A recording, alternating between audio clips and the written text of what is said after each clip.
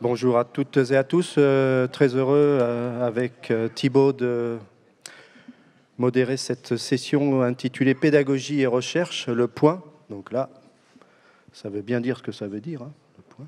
Voilà, Thibaut, un petit mot de présentation. Oui, donc écoutez, je suis ravi d'être là. Je suis professeur Thibaut Desmattes. Je suis ici en tant que représentant de la SFMU. Je suis le secrétaire général de notre belle société. Agnès Caribon, notre présidente, n'ayant pas pu se déplacer.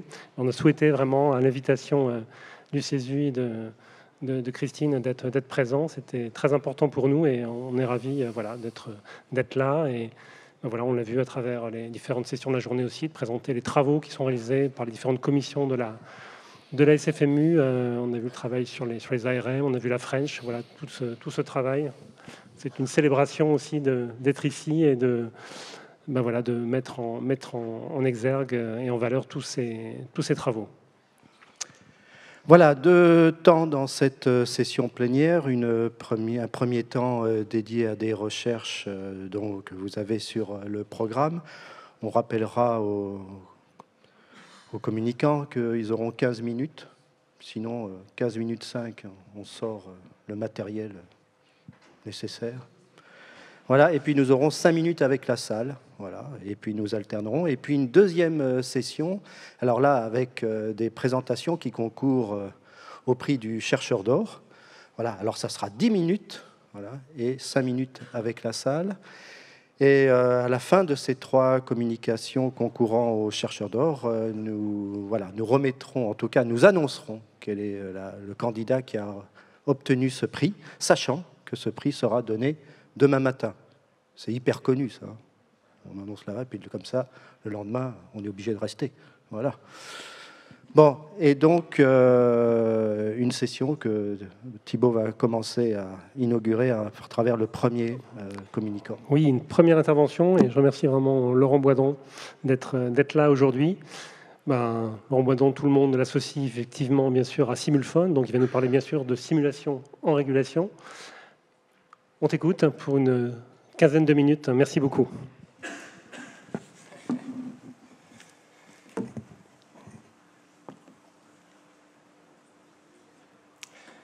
Messieurs les modérateurs, merci. Ah oui, il y a le petit bouton là. Donc comme voilà, pour ceux qui me présentent, moi je suis médecin urgentiste. Je suis aussi à mes heures perdues cogniticien au LEAD, c'est-à-dire au laboratoire de psychologie cognitive de Dijon. Et donc le comité de l'ANSESU m'a demandé de parler de régulation et de simulation et de mettre les deux en lien. Alors, mon conflit d'intérêt, bien évidemment, comme le disait Thibaut, j'ai mis au point un simulateur d'appel et donc je dois avouer, je suis président de l'organisme qui distribue ces formations.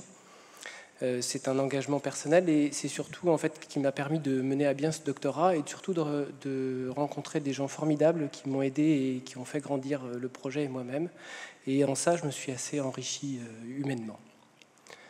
Alors, le thème du colloque, c'est oser. Alors, je sais que j'avais Christine, donc j'ai failli oser plein de choses. Et j'ai pas osé quand même là. Mais oser, c'est aussi oser se poser la question sur pourquoi, quel est votre parcours, pourquoi vous, pourquoi à ce moment-là. Donc j'ai commencé par oser décontextualiser, élargir le cadre, et je n'ai pas simplement fait de la recherche bibliographique sur PubMed que tout le monde peut faire, parce qu'il y a d'autres choses à voir. Et je dois avouer que c'est aussi, bien évidemment, ma lecture des choses. Les articles que j'ai sélectionnés ne sont que le reflet de ce qui, moi, me semble important. Mais encore une fois, ce n'est que ma vision à un temps T qui probablement changera l'année prochaine ou en tout cas au cours de ce colloque. Tiens, il manque une diapo. Je dois juste vous faire un aveu. Nantes, c'est pour moi un moment assez important puisque c'est la terre de mes ancêtres. Et pour ceux qui ne le savaient pas. Et donc on a bien évidemment une présence bienveillante dans la salle qui, pour moi, est importante et que je tenais à partager. Alors, commençons rapidement. Oser, c'est oser se poser la question depuis combien de temps vous n'avez pas et nous n'avons pas pensé à rien, mais à rien du tout. Et pour commencer cette présentation, je vous propose de ne penser à rien. Alors ceux qui veulent peuvent regarder ce petit point. et de simplement en fait prendre conscience de la respiration qui nous habite chacun. Et éventuellement aussi de inspirer en comptant peut-être jusqu'à 5 pour ceux qui peuvent.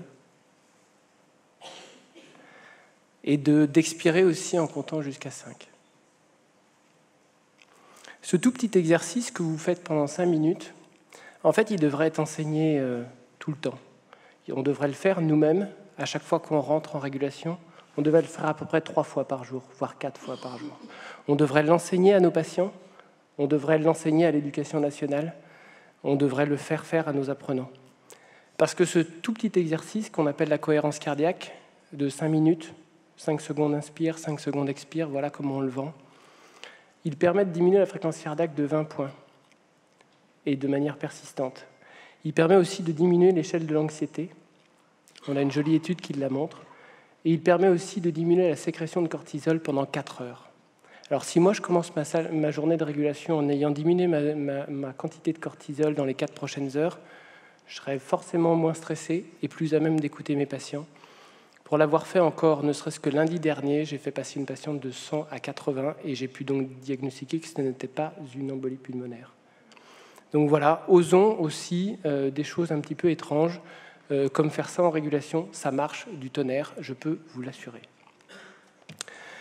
Une autre de mes pérégrinations m'a amené jusqu'en Australie, où cet auteur en fait, propose une approche originale de la régulation, enfin de la réponse téléphonique d'urgence, en se centrant sur les erreurs linguistiques qui peuvent mener à un problème de prise de décision. Et elle fait une analyse conversationnelle pour mener à bien ces travaux. Alors, je ne peux pas vous présenter plus parce que je suis resté sur ma faim, puisque c'est un article dans OpenBMJ de septembre 2017, et c'est une lettre d'intention, c'est assez malin, je fais une lettre d'intention pour dire que dans 2 ans, je vais publier, mais comme ça, je fais 2 publications. Néanmoins, je pense que c'est une très très bonne approche de notre métier de communication, en fait. Une autre étude, cette fois-ci, qui est en cours de parution, puisque c'est nous qui l'avons menée, on a regardé l'impact de script hypnotique sur la régulation médicale et sur la prise en charge et la décision en régulation médicale.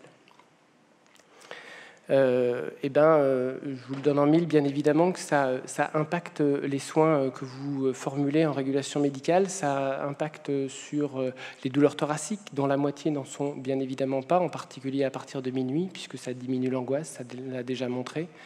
Ça impacte sur les crises convulsives hyperthermiques, puisque vous amenez plus de calme, et puis ça impacte aussi sur les HDT, puisque plus de 2/3 des HDT qui ont appelé la régulation médicale sont arrivés en moins de 20 minutes dans l'hôpital en hospitalisation libre. Donc pour moi, un patient qui rentre en hospitalisation libre est un patient mieux soigné. Et puis en plus, vous n'avez pas ni les pompiers ni les gendarmes qui vous engueulent, c'est quand même mieux. Autre chose, petit hommage à Philippe Mantonex, puisque vous reconnaîtrez tous la régulation du SAMU 38, qui est une photo qui commence à dater. Quand on regarde en régulation médicale, qu'est-ce qu'on trouve? Beaucoup de publications sur les mots-clés et beaucoup de publications sur l'arrêt cardiaque par nos amis américains. Pour moi, c'est même pas la peine de regarder ces publications ou juste comme ça le soir avant de s'endormir, parce que, à mon avis, c'est la mauvaise angle de ce qu'il faut faire en régulation médicale, puisque ce ne sont pas les mots qui sont dits, mais la manière dont on le dit qui sont importants. Tout le monde sait que quand on décroche un arrêt cardiaque, on le sait en moins de 5 secondes, et on ne le sait pas parce qu'il nous le dit. Donc d'autres continuent à faire des algorithmes bayésiens en se disant si on fait plusieurs mots-clés, bon, ça peut être une piste intéressante, mais à mon avis, c'est pas très intéressant. D'autres choses sur la régulation médicale qui sont peut-être moins connues, qui sont moins agréables, je suis désolé, mais l'impact des nuits, ça diminue les performances cognitives.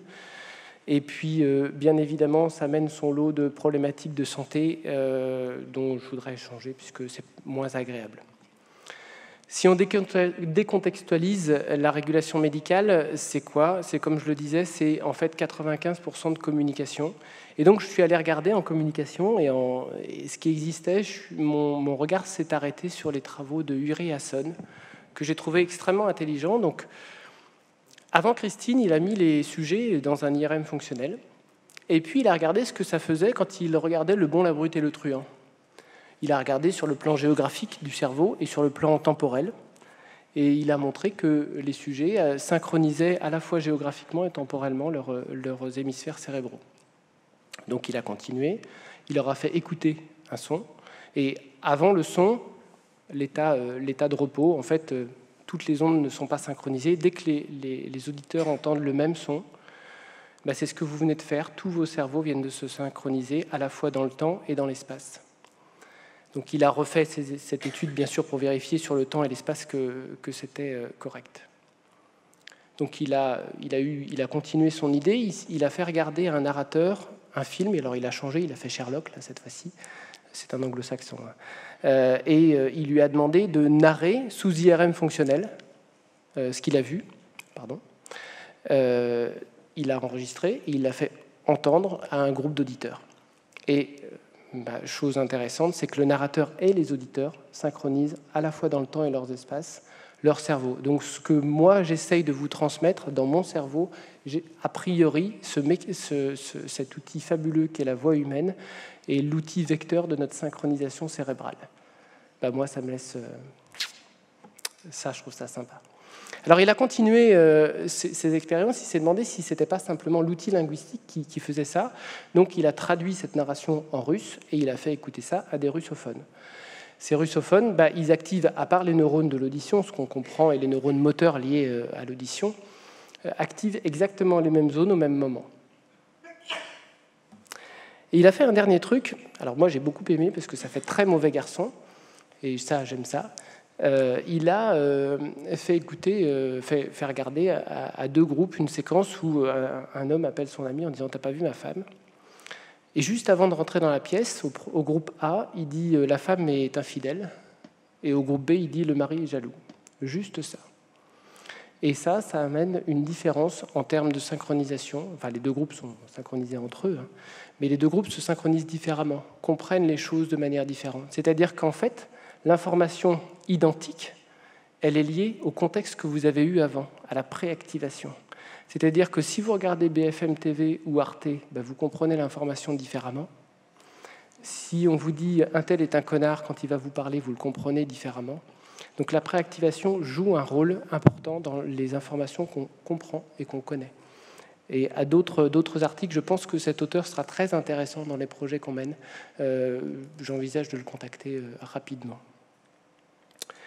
Alors, on avait bien évidemment, vous connaissez tous le neurone moteur ou ce qu'on appelle le neurone par procuration, où quand on regarde quelqu'un se servir d'un tournevis, on active les mêmes zones que lui dans notre cerveau.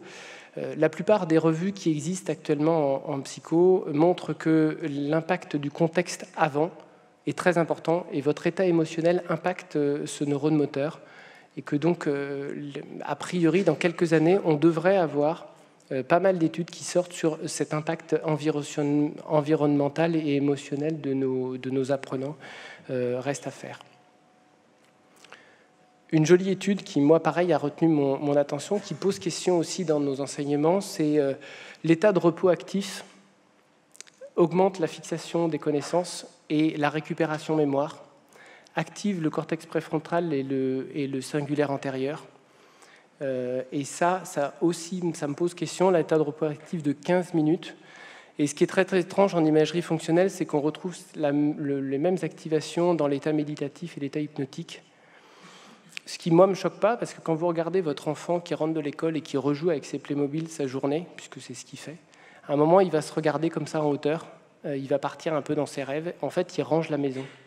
C'est le moment où il fixe les connaissances, où il range, il remet en ordre. C'est le même moment que nous faisons, on en a tous besoin. En fait, c'est ce moment où probablement on appuie sur la touche entrée. Ce moment-là, il faut peut-être oser dans nos apprentissages, donner le temps à nos apprenants en cours de notre journée d'apprentissage, de favoriser ces moments de repos actif. Mais repos actif ne veut pas dire être sur son téléphone ou faire autre chose, mais de repos actif. En tout cas, très très intéressant. Moi, je pense qu'il faut l'intégrer fortement ou le valoriser. Je ne sais pas encore de quelle manière, mais il faut y réfléchir. Sur la simulation, est-ce que ça fonctionne ? Arrêtons de nous poser cette question. On a encore une publication de 2017 dans Quality SFT qui montre que oui, ça fonctionne en santé. Moi, j'ai envie de dire qui pose la question ? L'industrie aéronautique, pour ne pas la citer, sur les travaux d'Amal Alberti, passait de 10 puissance 3 à 10 puissance 6 en termes de risque. L'industrie médicale n'est toujours qu'à 10 puissance 3. Qui pose la question? Est-ce que c'est vraiment nous, pédagogues, avec nos angoisses de pédagogues, est-ce que j'arrive à transmettre mon message, ou est-ce que c'est plutôt les gens qui sont en charge de payer ces formations, qui sont certes plus chères, mais qui sont le prix à payer pour que nos patients soient mieux soignés? Juste pour ça, concentrons-nous, nous, dans nos recherches, sur l'essentiel. C'est comment j'active la transmission et l'encryption en mémoire des procédés d'apprentissage. Pour revenir sur le fond, j'ai beaucoup lu sur la gamification. Il y a beaucoup de publications qui sont sur la gamification qui m'intéressent énormément. Je voudrais juste remettre un tout petit peu de sens. Je crois que je suis encore 3 minutes. Un tout petit peu de sens. Quand on regarde un petit peu en pédagogie, sur le mot pédagogie vient du grec, comme la plupart des mots de notre société, et il comprend 2 mots. Le mot paideo, qui veut dire j'apprends, mais qui veut dire aussi je joue, et qui veut dire aussi l'enfant, puisque c'est le même concept, c'est l'enfant qui joue et qui apprend par le jeu, comme cet enfant qui joue avec les cubes et qui apprend qu'il y a une force de gravité et que quand on met les cubes un tout petit peu à droite, ils tombent. C'est ce qu'on fait classiquement en psychologie cognitive. Donc c'est l'enfant qui joue, donc la gamification fait partie de nos apprentissages, bien évidemment, il faut en avoir. Quelle est la dose? Il faut se poser la vraie question de quelle est la dose, mais sur l'essence réellement de notre métier, c'est amenons nos participants à jouer. Et sur le deuxième mot qui prend tout son sens, c'est le mot ago qui veut dire, en fait, je mène l'âne au champ, ou je mène le cheval au champ, c'est-à-dire je le conduis. Et notre rôle de pédagogue, à mon avis, c'est de conduire l'enfant qui joue vers ses apprentissages dans un monde bienveillant. C'est ça, on est des parents, en fait, a priori. Et quand vous menez cette chose-là et que vous le faites en lien avec les sociétés plus à l'Est, vous trouvez la même chose dans tout ce qui est le concept de do que vous trouvez dans les dojos, dans tous les arts martiaux, où vous êtes, cet idéogramme qui veut dire do, veut dire l'homme qui marche. Et moi, ça me pose question, puisque toutes nos sociétés, depuis au moins 10 000 ans, voire au moins 5 000 ans, ont à peu près répondu à ce qu'on fait, c'est-à-dire que probablement, en fait, chacun d'entre nous a un parcours et charge à nous d'améliorer ce parcours d'apprentissage. Je vais laisser Thierry vous parler plus à même du débriefing, puisque du coup, j'ai diminué. Juste le débriefing bienveillant, je voudrais juste amener ma pierre à l'édifice. Débriefing bienveillant, on en voit partout, ça fleurit partout comme une sorte de certification. Débriefing bienveillant en santé, pour moi, si les gens sont engagés dans la santé, c'est pour répondre à un besoin de bienveillance, à mon avis, ou de moins d'aide à l'autre. Et le débriefing en santé me semble un peu redondant, le débriefing bienveillant et le débriefing en santé. On a cette chance d'être soignants, à peu près tous dans la pièce, et soyons aussi bienveillants avec nos patients qu'avec nos apprenants, et ce sera la même chose en fait. Donc je ne veux pas dire que Georges Savoldelli a fait mal les choses, il a fait très bien et il a mis des mots sur ce qui était, mais je pense qu'en fait, débriefing bienveillant et débriefing en santé, c'est la même chose. Pour terminer, en fait, comme je disais, chacun d'entre nous, en fait, est à la fois unique à chacun son parcours. On est une sorte de boule à facettes sur lequel, ici, on synchronise et on augmente notre palette de choses.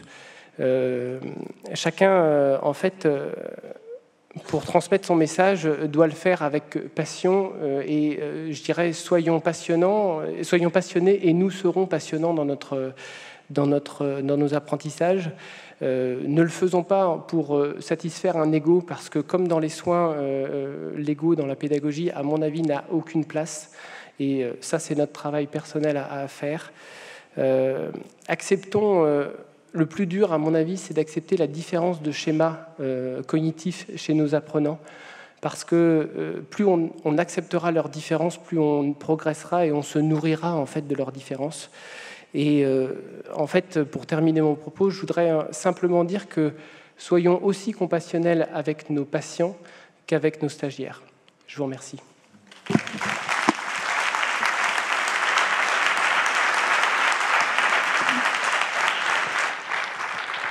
Voilà. Merci beaucoup, Laurent, pour avoir tenu le timing et puis pour nous avoir, en quelques minutes, permis de balayer le champ d'un certain nombre de concepts. Donc la parole est à la salle. Est-ce que vous avez des questions par rapport à cette thématique? Allez-y, on a 4 minutes pour quelques questions.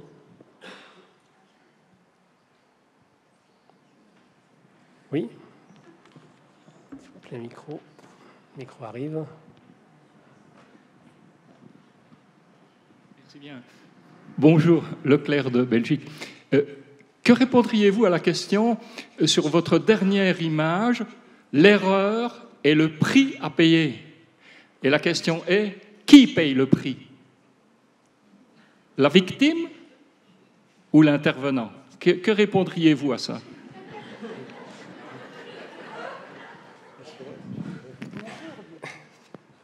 Merci de cette question que j'aime bien parce qu'elle pousse encore les choses dans leur compréhension. J'ai repris cette phrase de René Amalberti qui, lui, réfléchissait plutôt sur les pilotes d'avion, mais qui était aussi médecin à l'avantage, qui donne cette phrase, et pour moi, elle a un double sens. L'erreur à payer, l'erreur, c'est l'erreur que font nos participants, et que, oui, il faut faire des erreurs, parce que nous sommes une espèce intelligente.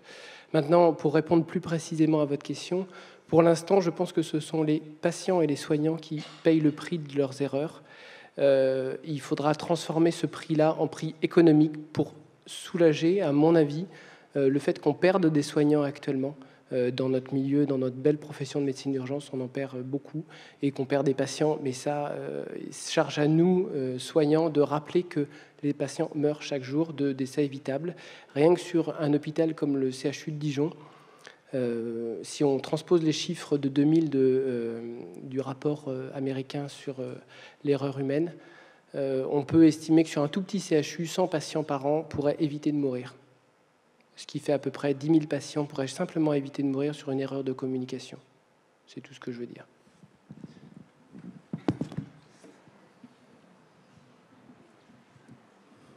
Merci Laurent. D'autres questions?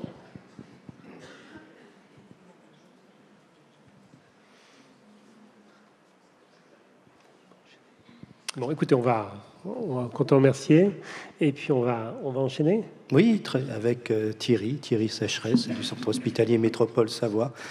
Laurent, dans son intervention, a fait déjà un lien sur le débriefing. Voilà, donc c'est conduite du débriefing. Merci Thierry.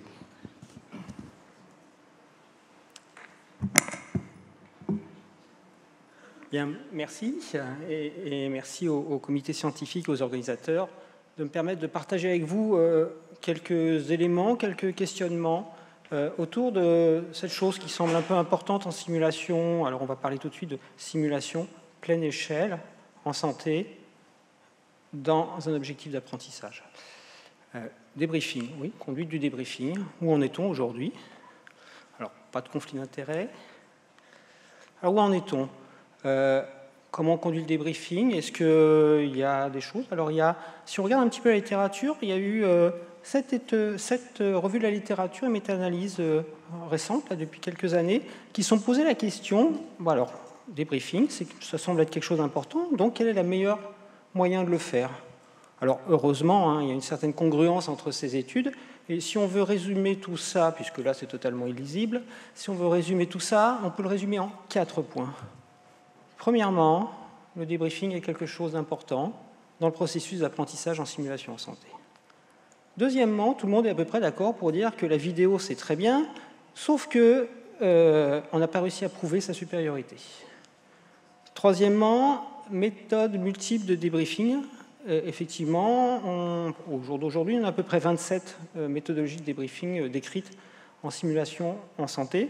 Par contre, quelle est la meilleure méthode de débriefing aujourd'hui? Eh bien, personne n'est capable de le dire. On a des études qui comparent différentes méthodes, mais on n'a pas suffisamment de puissance pour dire qu'il faut mieux utiliser ça ou ça. Et en fait, s'il fallait retenir une seule chose, ça serait ça. C'est-à-dire que le débriefing, c'est quelque chose qui est extrêmement structuré, qui suit un plan précis avec une méthodologie précise, et que le débriefing, c'est tout sauf ça. Le débriefing, c'est pas ça, c'est pas la bande de copains qui boit un café et qui discute tranquillement de ce qui s'est passé. On a fait joujou avec un machin en plastique, je dis volontairement joujou avec un machin en plastique, et puis on discute, et puis on pense qu'il y a de l'apprentissage derrière. Dans le débriefing, ça serait plutôt quelque chose qui va ressembler à ça, c'est-à-dire quelque chose qui est extrêmement précis, extrêmement structuré, et ce que je vous propose, c'est de partager quelques notions autour de cette structure de débriefing qui était la demande. Alors, cette méthode, cette structure de débriefing, globalement, on va dire qu'il va y avoir 3 méthodes, 3 approches. J'aime bien le terme approche. Dans l'article de Cheng, il parle de méthode. C'est plutôt méthodologie, peut-être. Donc, 3 approches plus une. Premièrement, du feedback. Effectivement, on peut centrer notre débriefing par la porte feedback. Alors, feedback, je vous ai remis la définition d'O'Brien. C'est quelque chose de précis, c'est un message spécifique, unilatéral, extrêmement contextualisé. Le patient a été intubé au bout de 4 minutes 37. La profondeur des compressions thoraciques était de 34 mm. Ce qui est intéressant derrière, c'est de se poser la question de quel type de feedback. Est-ce que c'est du feedback simple, du feedback complexe? Est-ce que c'est du feedback assertif ou du feedback évaluatif? Ce qui renvoie sur la valeur sociale de ce feedback. Deuxième méthodologie de débriefing, engager nos apprenants dans de l'auto-évaluation. Un exemple, c'est la méthode Sharp. Le cœur de cette méthode est centré sur l'auto-évaluation. On connaît la plus delta par ailleurs sur la Sharp. Qu'est-ce qui s'est bien passé? Les anglo-saxons sont plus directs. Et pourquoi? Je sais bien qu'il ne faut pas utiliser le terme pourquoi, donc on va tourner un petit peu. Qu'est-ce qui a fait que ça s'est bien passé? Et qu'est-ce qui s'est mal passé? Donc on va le tourner différemment. Qu'est-ce qui a été difficile? Quels éléments peuvent expliquer cette difficulté? Donc on se focalise sur l'auto-évaluation. Troisième approche, la fameuse approche réflexive. Allez, débriefing, c'est un processus réflexif sur une session de simulation. C'est l'une des définitions du débriefing. Un exemple, le cycle réflexif de Gibbs, avec en fait une seule phrase à retenir. S'il y avait une phrase à retenir en termes de débriefing, c'est « qu'est-ce qui a fait que ?» Qu'est-ce qui a fait que il s'est passé tel comportement? 3 méthodes, 3 approches, 3 méthodologies plus une. Eh bien, j'ai remis celle-là. Alors, on est tous d'accord, hein, ce n'est pas du débriefing réflexif, ça. Mais on ne va peut-être pas jeter le bébé avec l'eau du bain.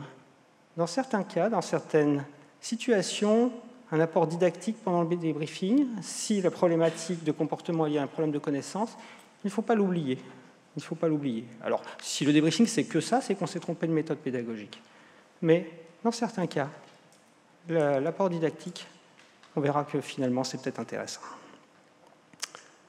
Deuxième élément dans cette structuration du débriefing, quelles sont les différentes phases du débriefing? Alors, on va aller vite, on les connaît tous. C'est les 4 phases classiques, réaction, description, analyse, transposition, synthèse.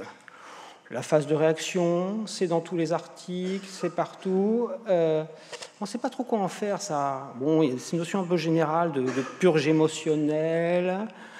Pour Cheng, ça permet d'exprimer des questionnements, de les valider, de repérer quelqu'un. Effectivement, des études, par exemple celle-là, sur faut-il faire mourir le patient en simulation et l'impact du débriefing, montrent une diminution de la charge émotionnelle. Mais bon, on a bien retenu qu'il y avait une histoire d'émotion dans l'histoire. Phase de description. Phase de description, mais finalement, c'est la fameuse contextualisation de notre triptyque contextualisation, décontextualisation, recontextualisation. Précise, factuelle, détaillée. Et pour citer Pastré, devenir l'historien de son propre passé. Ça va permettre à notre apprenant de devenir l'historien de son propre passé. À partir des faits, que s'est-il passé?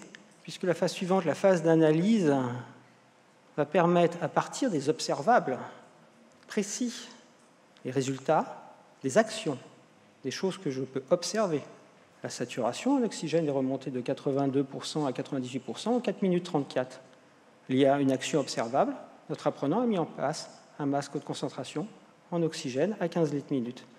Mais la question suivante, c'est qu'est-ce qui a fait que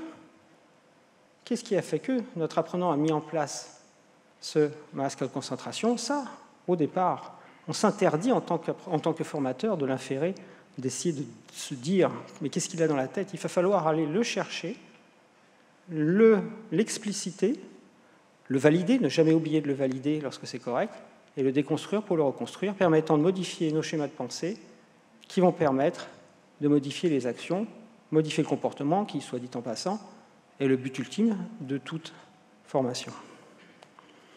Synthèse-transposition, 4e phase, en 2 temps. Premièrement, qu'avez-vous appris que vous ne sachiez pas avant de venir ici? Pour citer, je crois que c'est Jacques Tardif qui nous avait cité cette phrase il y a 2 ans.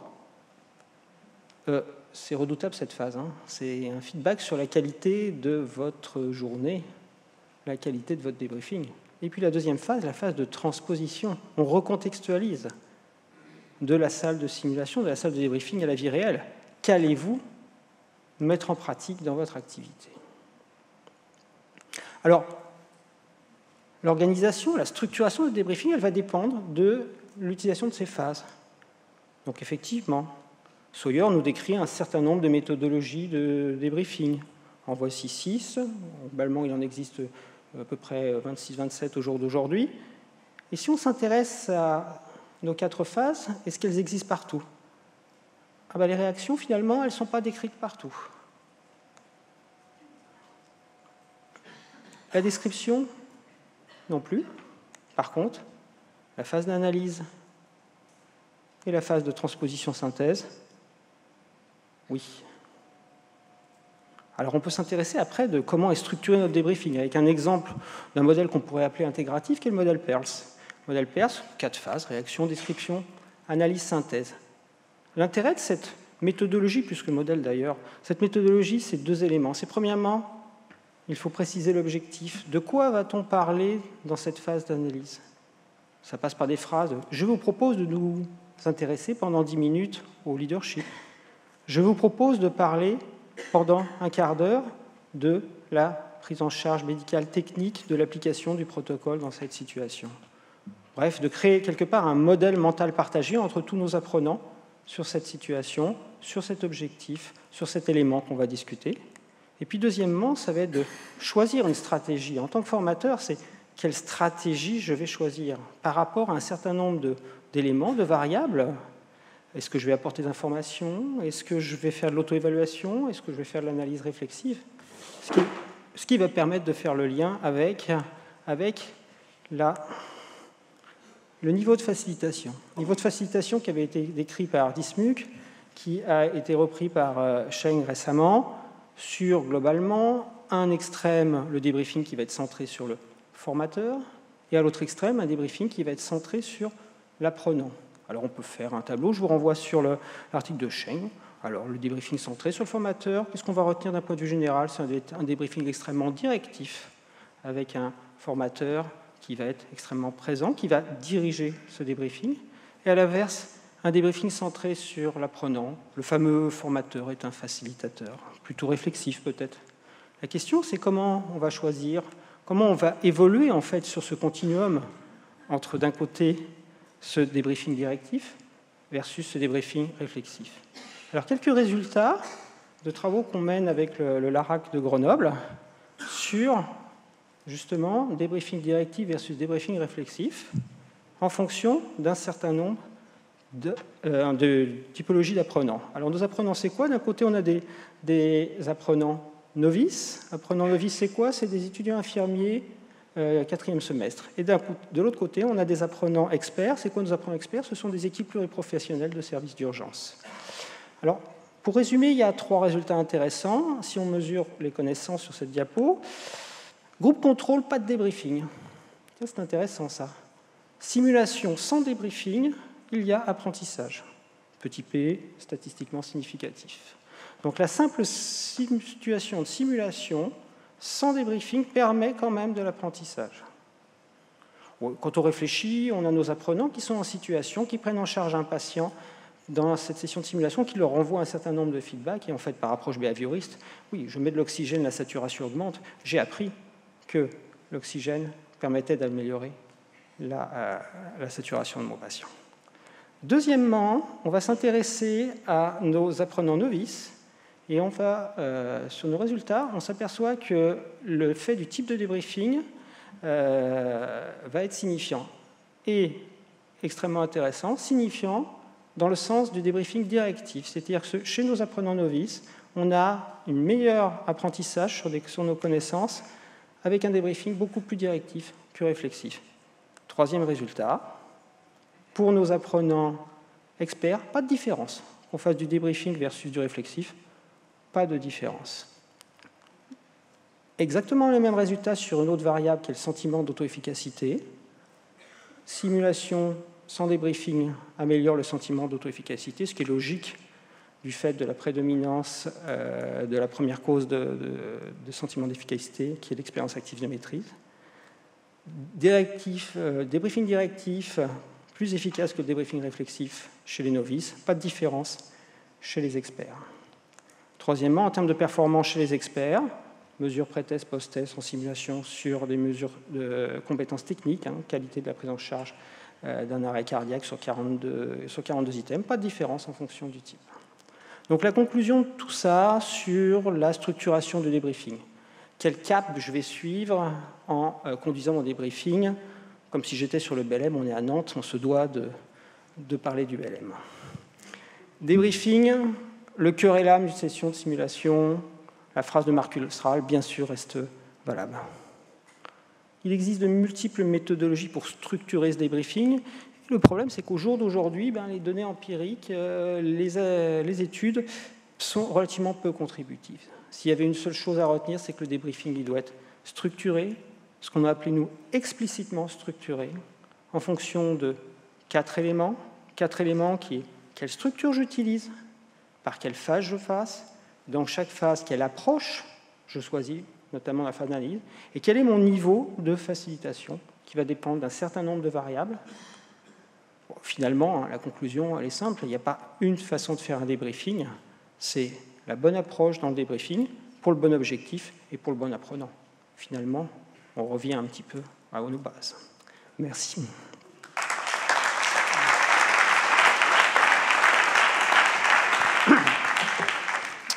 Merci Thierry pour cette clarification sur le débriefing qui va certainement susciter des questions. Est-ce qu'il y a des questions dans la salle? Alors, donc la salle, oui. Oui, donc dans l'étude, évidemment, la dernière étude qui nous passionne sur novices, etc., feedback, bon. Quand tu dis qu'il n'y a pas de différence significative, on parle bien de performance à l'issue de la séance de simulation. Oui, alors la grosse limite, c'est que ce sont des mesures faites à court terme.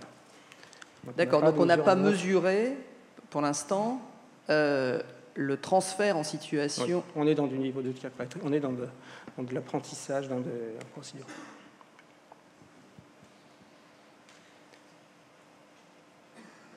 Alors, il y a une étude qui est parue très récemment dans Simulation in Healthcare, où même chose, ils sont au même niveau, ils ont trouvé exactement les mêmes résultats sur des directifs versus réflexifs, pas de différence.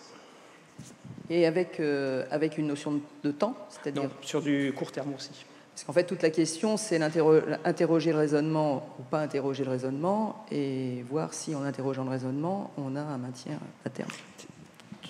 Ayant, commencé avec toi, t'imagines ce genre de résultat. C'est la suite de ta... Alors, Laurent. Et alors, du coup, la question, c'est, on est sur des compétences techniques. Moi, ce qui m'intéressait, et je suppose que les compétences non techniques vont venir après. Plus tard. Oui, la réponse est oui, mais c'est pas quand. Mais dans les études qui différencient réflexivité et directivité, on a des exigences de bonne pratique. On sait bien si on est dans de la directivité ou de la réflexivité. Il n'y a pas un mélange. Alors effectivement, on a essayé de cadrer de façon très précise. Alors quand on a discuté avec nos collègues du laboratoire de sciences de l'éducation, qui sont beaucoup plus dans l'éducation enfant, ils nous ont dit, mais à l'école, vous savez, le directif, ça a largement prouvé son efficacité aussi. Donc on en est un peu revenu sur cette histoire de réflexif. En tout cas, la chose est sûre, c'est est-ce qu'on fait vraiment du réflexif?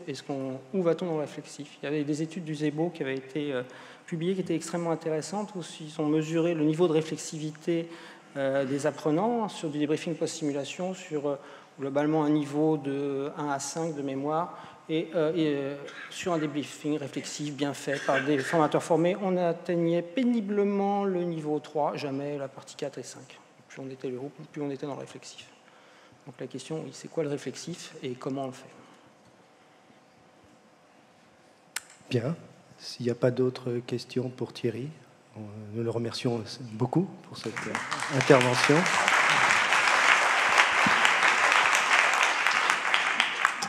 Merci beaucoup. Et on donne la parole maintenant à Christine Amirati pour les points sur l'apprentissage du geste. Merci beaucoup, Christine.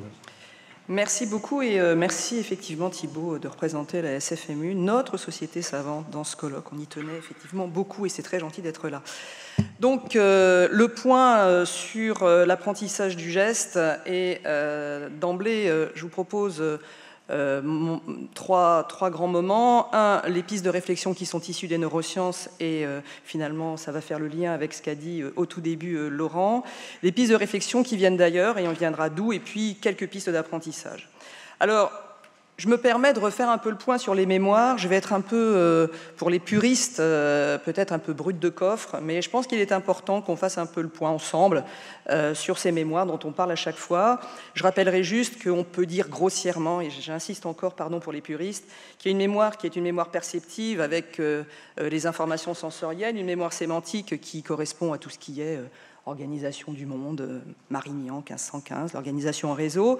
Et puis cette fameuse mémoire épisodique qui est extrêmement importante pour nous, dans la mesure où, elle est extrêmement puissante, elle ancre puissamment nos connaissances. C'est cette fameuse mémoire expérientielle, c'est celle qu'on utilise finalement, qui est mise en action lorsque l'on fait de la simulation, lorsqu'on a une expérience clinique. C'est ce moment où on dit, vous vous souvenez tous de où vous étiez quand Johnny est mort, par exemple, et quand vous l'avez appris. Et puis la mémoire procédurale, je vais revenir dessus juste après. Si on prend les systèmes de mémoire de façon, là encore, c'est un choix de ma part, si on prend les systèmes de mémoire, eh bien on peut se dire que cette mémoire perceptive, cette mémoire sémantique, fait que les entrées sensorielles passent par la mémoire perceptive sémantique, et on arrive à cette fameuse mémoire épisodique qui, comme je le disais, c'est cette Madeleine de Proust, c'est ce qui va ancrer le plus souvent nos connaissances, et puis on arrive à notre fameuse mémoire procédurale, et on se rend compte que tous les travaux montrent que l'apprentissage procédural, il nécessite une répétition dans le temps. C'est un apprentissage répété et que c'est pas si simple d'ancrer un geste dans notre mémoire. Et finalement, ce qui se passe, c'est qu'on a donc un encodage, on a un stockage en mémoire, et puis il va falloir aller rappeler sa mémoire, rappeler dans sa mémoire lorsqu'on a une action à faire et lorsqu'il s'agit d'une action d'urgence qu'on n'a pas l'habitude de faire. Eh bien, comment est-ce qu'on va faire pour que, quelque part dans notre mémoire, eh bien, on puisse aller chercher ce qui va nous permettre de faire cette action. Et la contextualisation, et je rejoins complètement ce qui a été dit par Laurent, la contextualisation et l'émotion peuvent permettre et peuvent faciliter d'aller chercher ce qui est stocké dans notre mémoire. Tout le monde parle de neurones miroirs, je voulais juste en faire un peu le point, parce qu'on en parle à chaque fois, et puis finalement, on en parle vite.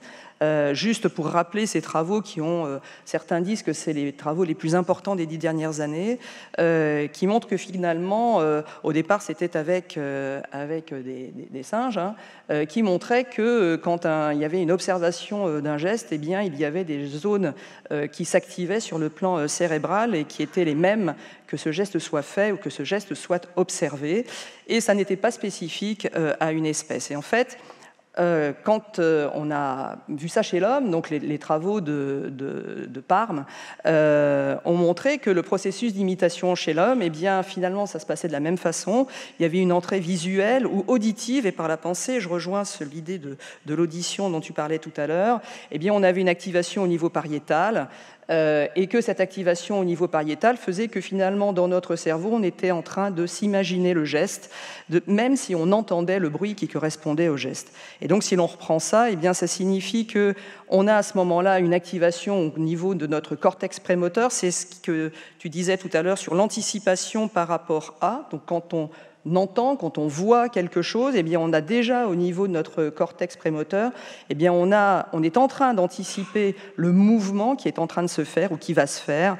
Sinon que, il y a quand même un certain nombre de choses qui sont importantes, c'est que on ne peut avoir du sens qu'à partir de l'instant où le schéma moteur existe. C'est-à-dire que si je regarde quelque chose qui ne m'évoque rien, ça ne va pas du tout faire sens en moi. Et ça, c'est quand même important. Quand on dit que l'observation d'un geste implique une participation au geste et fait que ça ancre en mémoire, ça veut dire qu'il n'empêche que ceci correspond à quelque chose qui est dans notre schéma moteur. Et la deuxième chose qui est importante, c'est que l'intention gestuelle est importante. Il ne s'agit pas non seulement du geste, mais il s'agit de ce à quoi sert le geste. Et là encore, on a pu montrer que finalement, si on montrait d'un côté une banane et de l'autre côté une main, et qu'il n'y a pas d'intention gestuelle entre la main et la banane, ça ne va rien évoquer du tout. Donc, l'intention, 2 points. 1, nécessité d'intention gestuelle. 2, il faut que le geste soit présent dans notre mémoire. Autre chose concernant ces fameux neurones miroirs, je vais encore vous dire que je fais vraiment une exégèse des choses essentielles, c'est qu'on a pu montrer que l'activation cérébrale était supérieure s'il y avait une pratique qui accompagnait l'observation. C'est-à-dire que l'observation, c'est intéressant, mais l'observation et la pratique impliquent, là encore, une activation qui est plus importante. C'est ce que vous voyez sur ce schéma. Alors, comment est-ce qu'on apprend un geste ? On a pu... les travaux concernant, enfin tout s'est éclairé depuis les IRM fonctionnels, etc., clairement. On a pu montrer qu'au tout début, dans cette phase d'apprentissage, on est dans la cognition, on est en train de réfléchir aux gestes, ça nous prend même de l'énergie, on réfléchit aux gestes qu'on est en train d'apprendre. Petit à petit, on va aller vers les zones occipitales. On parlera à la fin de mon propos de l'imagerie mentale. Dès l'instant où il y a cette activation occipitale, c'est là qu'il y a l'imagerie mentale, ce qui signifiera donc que quand on parle d'imagerie mentale, ça serait ridicule de parler d'imagerie mentale si on n'a pas déjà réalisé le geste. Et enfin, quand on arrive à l'automatisation, eh bien, on est cette fois-ci complètement au niveau central, on est complètement ailleurs que dans notre cortex, on n'y réfléchit pas. Quand vous conduisez votre voiture, vous ne faites pas attention. Et l'activité automatique, elle a été définie, vous voyez, en 2007, comme étant une activité qui est sans effort. Voilà, c'est sans effort, c'est fluide, c'est efficace. Ce qui veut dire que quand on fait nous-mêmes, quand on est enseignant et qu'on essaye d'apprendre un geste à quelqu'un, il va falloir qu'on rende explicite ce qui est implicite. C'est-à-dire qu'il va falloir qu'on fasse passer notre automatisme, ce truc auquel on ne réfléchit pas du tout, on va le renvoyer vers nos zones cérébrales corticales pour pouvoir les expliquer. C'est parfois pas si simple. Je le prends souvent comme exemple. C'est le moment où vous allez commencer à expliquer à votre fils ou à votre fille comment vous débrayez quand vous conduisez votre voiture et où, avant de lui réexpliquer, il va falloir que vous refassiez le geste parce qu'il est tellement automatique qu'il va falloir le rendre de nouveau accessible, entre guillemets, au raisonnement. Alors, une petite synthèse à ce niveau sur les neurosciences et les neurones miroirs par rapport à l'apprentissage du geste. 1, puissance de la mémoire épisodique, le quoi, le quand, le où. Eh bien ça, c'est tout l'intérêt dans l'apprentissage du geste, de la simulation clinique contextualisée, voire de la situation clinique. Deuxièmement, en ce qui concerne l'apprentissage procédural, ne pas oublier les informations sensorielles. Et donc les informations sensorielles, elles sont auditives, visuelles, kinesthésiques. Et donc c'est sur auditives, pardon, je ne sais plus si je l'ai dit. Donc il va falloir les utiliser, il va falloir attirer l'attention de l'apprenant sur l'ensemble de ces informations et pas uniquement sur une observation qui serait juste visuelle. La nécessité de répétition, c'est fondamental. On ne peut pas apprendre sans répétition, on verra après comment. Et puis ces fameux neurones miroirs avec cette notion d'imitation et observation. 1, il faut qu'il y ait un lien entre l'observation et son propre schéma moteur, donc il faut déjà avoir l'idée de l'intention du geste et l'avoir fait soi-même, il existe. Importance de l'intention du geste et puis importance de la pratique liée à l'observation. On ne peut pas se contenter d'une observation. Et puis enfin, on vient d'en parler, automatisation, ça veut dire que ce geste n'est plus réfléchi, il n'est plus pensé. Pour nous enseignants, il va falloir qu'on le rende de nouveau explicite. Alors, d'autres, les pistes venues d'ailleurs, et bien venues du sport, venues de l'ergonomie au travail, venues de la réadaptation. Quand on parle aujourd'hui de simulation et d'apprentissage du geste, on peut quand même maintenant dire qu'il existe des habiletés fermées, des habiletés ouvertes, on peut même parler d'habiletés semi-ouvertes, on va rester simple, entre les habiletés fermées et les habiletés ouvertes. Habiletés fermées, ce sont des situations prévisibles, stables, avec des mouvements qui sont standardisés. Je vous ai mis par exemple la suture de la plaie simple, la préparation d'une seringue autopulsée, etc. Quelle est la façon, comment est-ce qu'on va apprendre, quelle méthode on va pouvoir choisir ? Eh bien, très clairement, en lisant et en reprenant tout ce qui concerne l'apprentissage du geste, on peut quand même se dire que sur des habiletés qui sont plutôt fermées, peut-être peut-on se dire que la méthode démonstrative est non pas suffisante, mais en tout cas permet d'avoir des performances qui sont tout à fait suffisantes. Et sinon que, si on prend une technique démonstrative, il va falloir l'utiliser correctement. Et l'utiliser correctement, ça veut dire, premièrement, appliquer ce qu'on appelle l'observation et l'imitation interactive, c'est-à-dire qu'il ne s'agit pas simplement de dire « regarde ce que je fais », il s'agit de détailler en allant chercher celui qui est en train de regarder pour qu'il comprenne ce qui est en train de se passer. La deuxième chose qui a été montrée très largement, c'est qu'il est très intéressant de pouvoir faire le geste par un novice, une fois qu'il y a eu le geste dans sa globalité qui a été réalisé, mais faire le geste par un novice pour que tous les autres novices puissent comprendre le raisonnement du novice qui est en train de réaliser ce geste. Et enfin, quand on fait un geste, quand il y a une démonstration gestuelle, on ne va pas attendre le lendemain pour le faire par les autres, et les travaux montrent qu'il faut un temps restreint entre la démonstration et l'action de répétition. Enfin, autre point, verbaliser, donc rendre explicite par le modèle. Nous sommes des experts du geste, bien évidemment, et donc il va falloir que l'on puisse verbaliser ce qui est en train de se passer, et bon nombre de travaux montrent qu'un modèle qui verbalise est nettement plus efficace qu'un modèle silencieux. Et évidemment, un modèle silencieux est plus efficace qu'une explication sans démonstration. Dernier point concernant la démonstration, il y a ce qu'on appelle le fading, c'est-à-dire qu'il faut à un moment arrêter de guider. Et ce qui pose question parfois, où on dit mais va plus haut, va plus bas, à droite, à gauche, non ça c'est pas possible, au bout d'un moment il faut arrêter, sinon on va avoir un novice et un apprenant qui va attendre qu'on le guide et qui ne va pas acquérir une automatisation. Donc méthode démonstrative pour les habiletés fermées, vraisemblablement la méthode qui semble donner le plus d'intérêt en termes de performance. Les méthodes, les habiletés ouvertes, c'est celles qui sont dans le milieu qui est plus mouvant. Et là, on arrive dans nos modes de pratique ailleurs. C'est cette intubation orotrachéale sur le bord de la route. On n'est pas tranquille quelque part, mais on est dans quelque chose, dans un environnement, dans un contexte qui est plus mouvant, des patients différents, etc. Là, on peut vraiment se poser la question de la pédagogie de découverte, comme pour le sport, c'est exactement la même chose. Et là, là prend tout son sens, la simulation exploratoire, c'est-à-dire ce moment où, pas à pas, on va faire, et puis on va réfléchir à la gestuelle, et on va créer les schémas moteurs comme on crée des schémas cognitifs. La stratégie d'enseignement implique d'intégrer le geste à l'action. Je reviendrai là-dessus. Tous les travaux montrent l'importance d'intégrer le geste à l'action. Un apprentissage procédural qui se situe hors contexte et sans qu'on comprenne le pourquoi on est en train de le faire, le quand, et donc sans qu'on traite finalement des connaissances conditionnelles, est un geste qui ne sera pas appris de façon aussi performante qu'avec une intégration à l'action.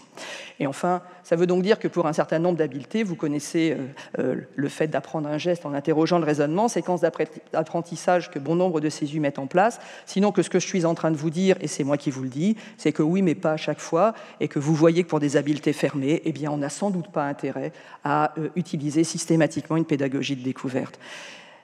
Autre point, c'est ce que je vous disais, nécessité de la globalité du mouvement et de l'intention. Tous les travaux en milieu du travail montrent qu'il y a plein d'études qui sont très anciennes. La première date de 1955, vous voyez que ce n'est pas récent. C'est qu'il faut qu'on ait la notion de la globalité du mouvement et de l'intention pour qu'on puisse apprendre un geste et ne pas le découper petit à petit en espèces de sous-buts d'emblée. Donc, importance de la globalité du mouvement. Deuxième point qui est aussi important, c'est la notion de répétition. Et on a montré qu'il était important de répéter ce geste en posture de travail et pas de répéter ce geste avec un mannequin sur une table, mais bien comme on va le faire, parce que, comme il est écrit, finalement, même quand on fait une suture, eh bien, la main est le résultat d'une posture corporelle, ce qui explique d'ailleurs que tel ou tel chirurgien ne travaillera pas de la même façon que tel ou tel autre chirurgien et que certains ne masseront pas comme quelqu'un d'autre, parce que nous n'avons pas la même énergie, la même posture pour pouvoir réaliser la gestuelle. Donc, importance de le faire en posture de travail.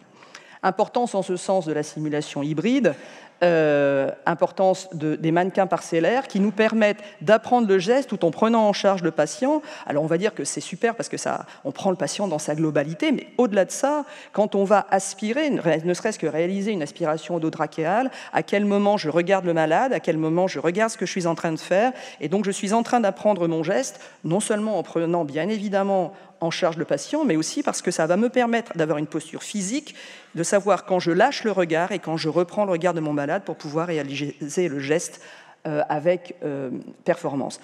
j'avais un petit truc, mais comme je ne sais pas revenir en arrière sur ce machin, je vous le dis, juste en dessous, il a été montré que, merci, c'est ça en chantilly, juste en dessous, il a été montré, et plusieurs études le montrent, que si l'on apprend un geste avec des distractions, lorsqu'on fait une simulation pleine échelle, eh bien, si on a des parasites, si par exemple vous êtes en train d'apprendre, de travailler sur le massage cardiaque externe et que vous êtes dans une situation pleine échelle et que là il y a la famille, il y a des témoins qui vous gênent, eh bien, on a un certain nombre d'études ont montré que la rétention à 6 mois est supérieure sur le plan gestuel pur pour une cohorte qui a eu une distraction pendant la procédure par rapport à une cohorte qui a appris ce geste en toute tranquillité. C'est prouvé aussi largement en milieu sportif.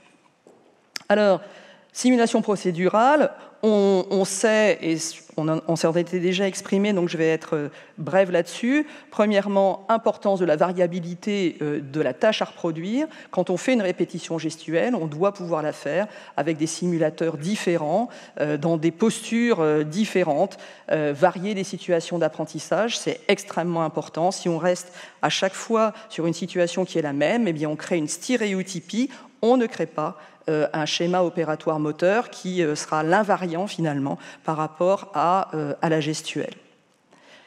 Quantité de pratique, pardon, oui, j'allais dire aussi qu'il faut arrêter d'imaginer qu'à la fin d'une séance où on a mis quelqu'un 2 fois sur le côté, on est en capacité de le faire. C'est bien la quantité de pratique, donc la répétition, qui va faire que ce geste sera retenu sur le plan au niveau de notre mémoire. Alors une petite synthèse, habileté fermée, plutôt une démonstration, imitation, observation interactive, ne pas oublier de verbaliser, intérêt d'utiliser l'observation d'un novice, intérêt de diminuer le guidage, la guidance, habileté ouverte, plutôt une pédagogie de découverte, et puis le mouvement dans sa pratique professionnelle, un apprentissage en posture de travail, c'est tout l'intérêt de la simulation hybride, et il ne faut pas hésiter d'avoir des contraintes et des distractions de temps en temps.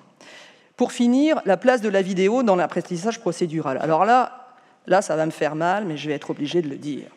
Depuis les années 2000, eh bien, il y a de nombreuses études qui ont montré l'intérêt de la vidéo dans le cadre de l'imitation d'un geste. On est bien là dans l'imitation d'un geste, je voudrais qu'on se mette bien au clair sur ce que je suis en train de vous dire. Et montrait qu'il y avait une rétention gestuelle 4 à 6 mois plus tard. On a montré aussi que la vidéo donnait de meilleurs résultats que des photos et des images. Et sauf que c'était il y a en 2000 et qu'aujourd'hui, on a Internet, on a des réseaux sociaux et que donc ces vidéos dont on parlait sur des DVD, eh bien aujourd'hui, on peut les voir sur d'autres choses que des DVD. Alors, il y avait ce travail qui avait été fait en 2009 qui montrait déjà que, en comparant des cohortes qui avaient une cohorte vidéo plus commentaire, une cohorte image plus commentaire, et puis une cohorte vidéo plus image plus commentaire, eh bien les performances étaient supérieures quand il y avait des vidéos avec des images qui s'arrêtaient sur les moments importants. En l'occurrence, là, c'était la manœuvre de Heimlich. Aujourd'hui, en ce qui nous concerne, on a fait 2 recherches, je parlerai d'une seule, la deuxième étant encore en cours. On a voulu faire un tutoriel vidéo sur la ventilation artificielle au masque en voulant comparer une vidéo immersive versus une vidéo champ classique versus une vidéo combinée. Ce n'est pas sur ça que je vais parler. De toute façon, il n'y a pas de différence significative entre ces 3 modes. Par contre, vous voyez qu'au départ, on avait donc des novices qui n'avaient jamais ventilé. Ils ont 8% de réussite sur 1 minute de ventilation. Ils ne l'avaient jamais fait. Ils voient un tutoriel vidéo 2 fois et on arrive, pour les 3 points, à quasiment 60% de réussite, sans présence d'enseignant et tout seul. Et on se dit, bon, déjà, à quoi servons-nous, grand Dieu? Et puis, 2 mois plus tard, ils revoient le tutoriel vidéo et on se rend compte que là, on a quasiment 40% de rétention, alors qu'encore une fois, ils n'ont jamais vu un enseignant. Ce qui fait qu'il y a une différence significative entre avant et après la vidéo. Le problème, c'est qu'il n'en est pas un. Mais on a une rétention gestuelle significative à 2 mois. Le travail qu'on est en train de faire semble aller dans le même sens. Donc très clairement, est-ce que le tutoriel vidéo a un intérêt dans le cas de l'apprentissage gestuel? Je pense qu'aujourd'hui, on ne peut que dire oui, mais on parle bien là d'une imitation, on ne parle pas là d'une intégration gestuelle dans le cadre d'un transfert en situation réelle. Il n'empêche que, pour des gestes rares, pour des gestes pour lesquels une remédiation serait nécessaire, je pense qu'aujourd'hui, on ne peut pas faire l'économie de tutoriels vidéo. Alors, on arrive au serious game, les passions virtuelles, l'apprentissage d'un geste. Bon, alors, on en est là. Nos amis parisiens d'Illumins ont eu l'honnêteté intellectuelle de comparer Staying Alive, donc sur le massage cardiaque externe, avec un diaporama. Et voilà, et ben ça n'a rien donné de mieux. Donc finalement, ça a coûté très cher et on se rend compte que le diaporama très classique, en termes de performance à terme, eh bien ça a donné la même chose. On peut se dire quand même que par contre, vraisemblablement pour nos apprenants, le serious game, c'est quand même un peu plus fun et que l'idée là, c'est plus une idée de motivation et d'auto-apprentissage que finalement le serious game lui-même.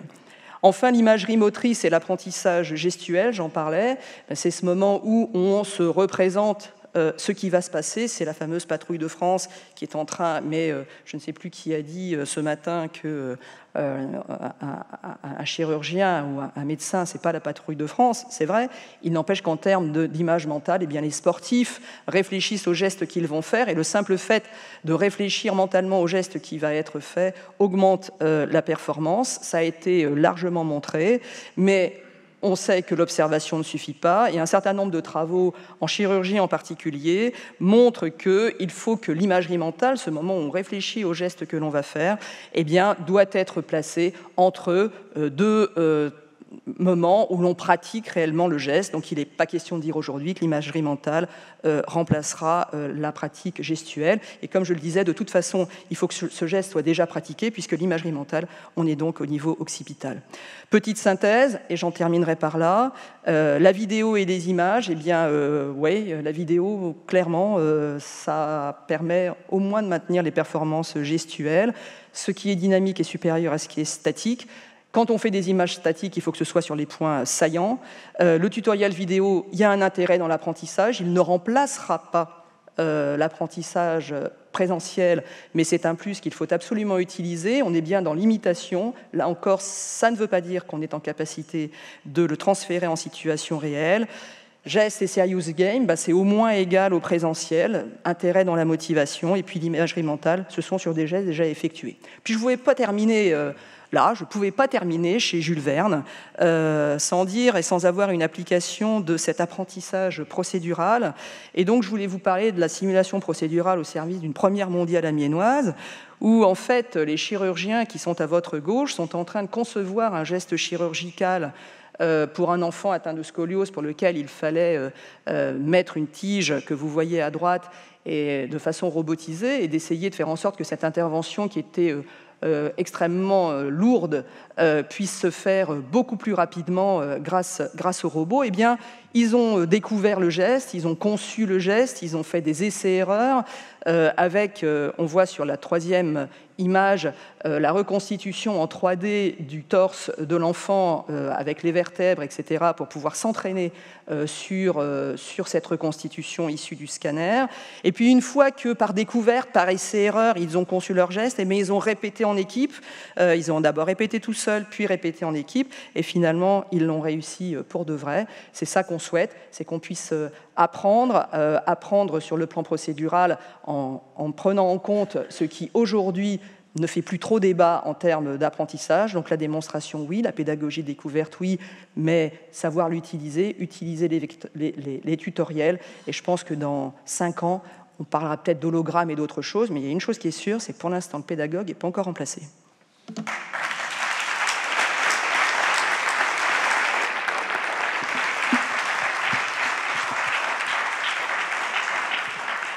Merci beaucoup, Christine. Je pense que ça appelle certainement des réflexions, des questions, des questionnements en tout cas dans la salle. Donc allez-y, levez la main et puis on vous amènera le micro pour poser votre question.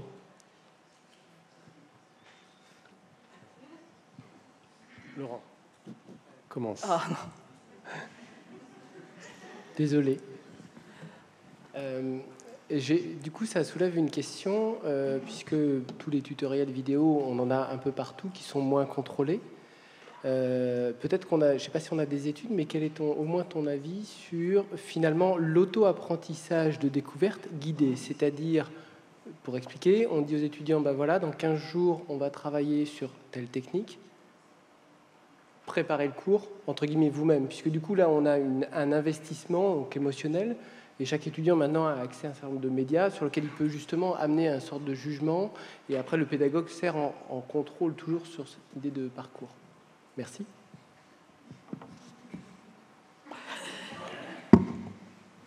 Tu veux dire qu'on est à sa maison, on regarde un tutoriel genre Garot, voilà, on regarde Garot et puis on arrive en cours et c'est ce que tu dis? Tout dépend. Alors, Garot, on va parler, ça peut être une habileté fermée. Je dirais qu'il y a une différence entre l'habileté ouverte et l'habileté fermée pour moi. C'est-à-dire que si c'est une gestuelle simple et répétitive, pourquoi pas? Parce que j'aurais pas de phase de découverte en ce qui concerne le schéma moteur. Je parle bien de ça, hein, c'est-à-dire que je parle bien de l'invariant moteur. Si par contre c'est quelque chose un peu plus complexe, si je le regarde à la maison, je tue l'opération découverte, je tue le qu'est-ce qui fait que je me mets dans cette posture.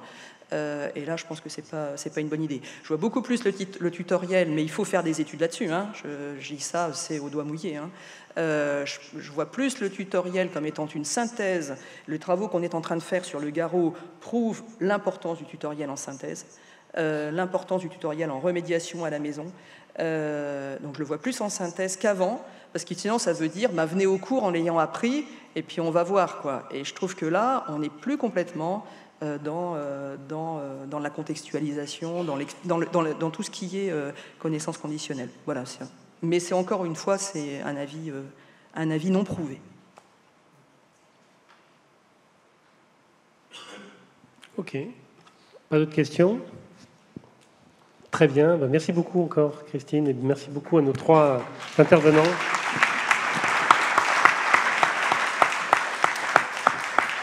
Voilà, donc pour la deuxième partie de cette session, nous allons demander d'abord à Jacques Tardif de nous rejoindre sur l'estrade, et puis de nous rejoindre les docteurs Aude Charles,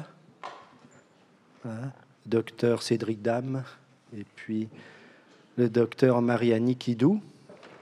Voilà, donc je vous rappelle que les 3 concours au prix du chercheur d'or, mieux formé pour mieux soigner, voilà, qui sera en tout cas proposé à la fin des 3 communications. Donc pour rappel, 10 minutes pour chaque présentation, puis 5 minutes de questions avec la salle. Et donc sans tarder, nous allons inviter le docteur Aude Charles à venir présenter sa communication.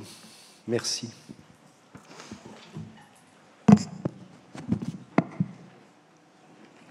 Donc, merci beaucoup à tous d'avoir bien voulu avoir un regard bienveillant sur mon travail de recherche dans le cadre de mon master de pédagogie.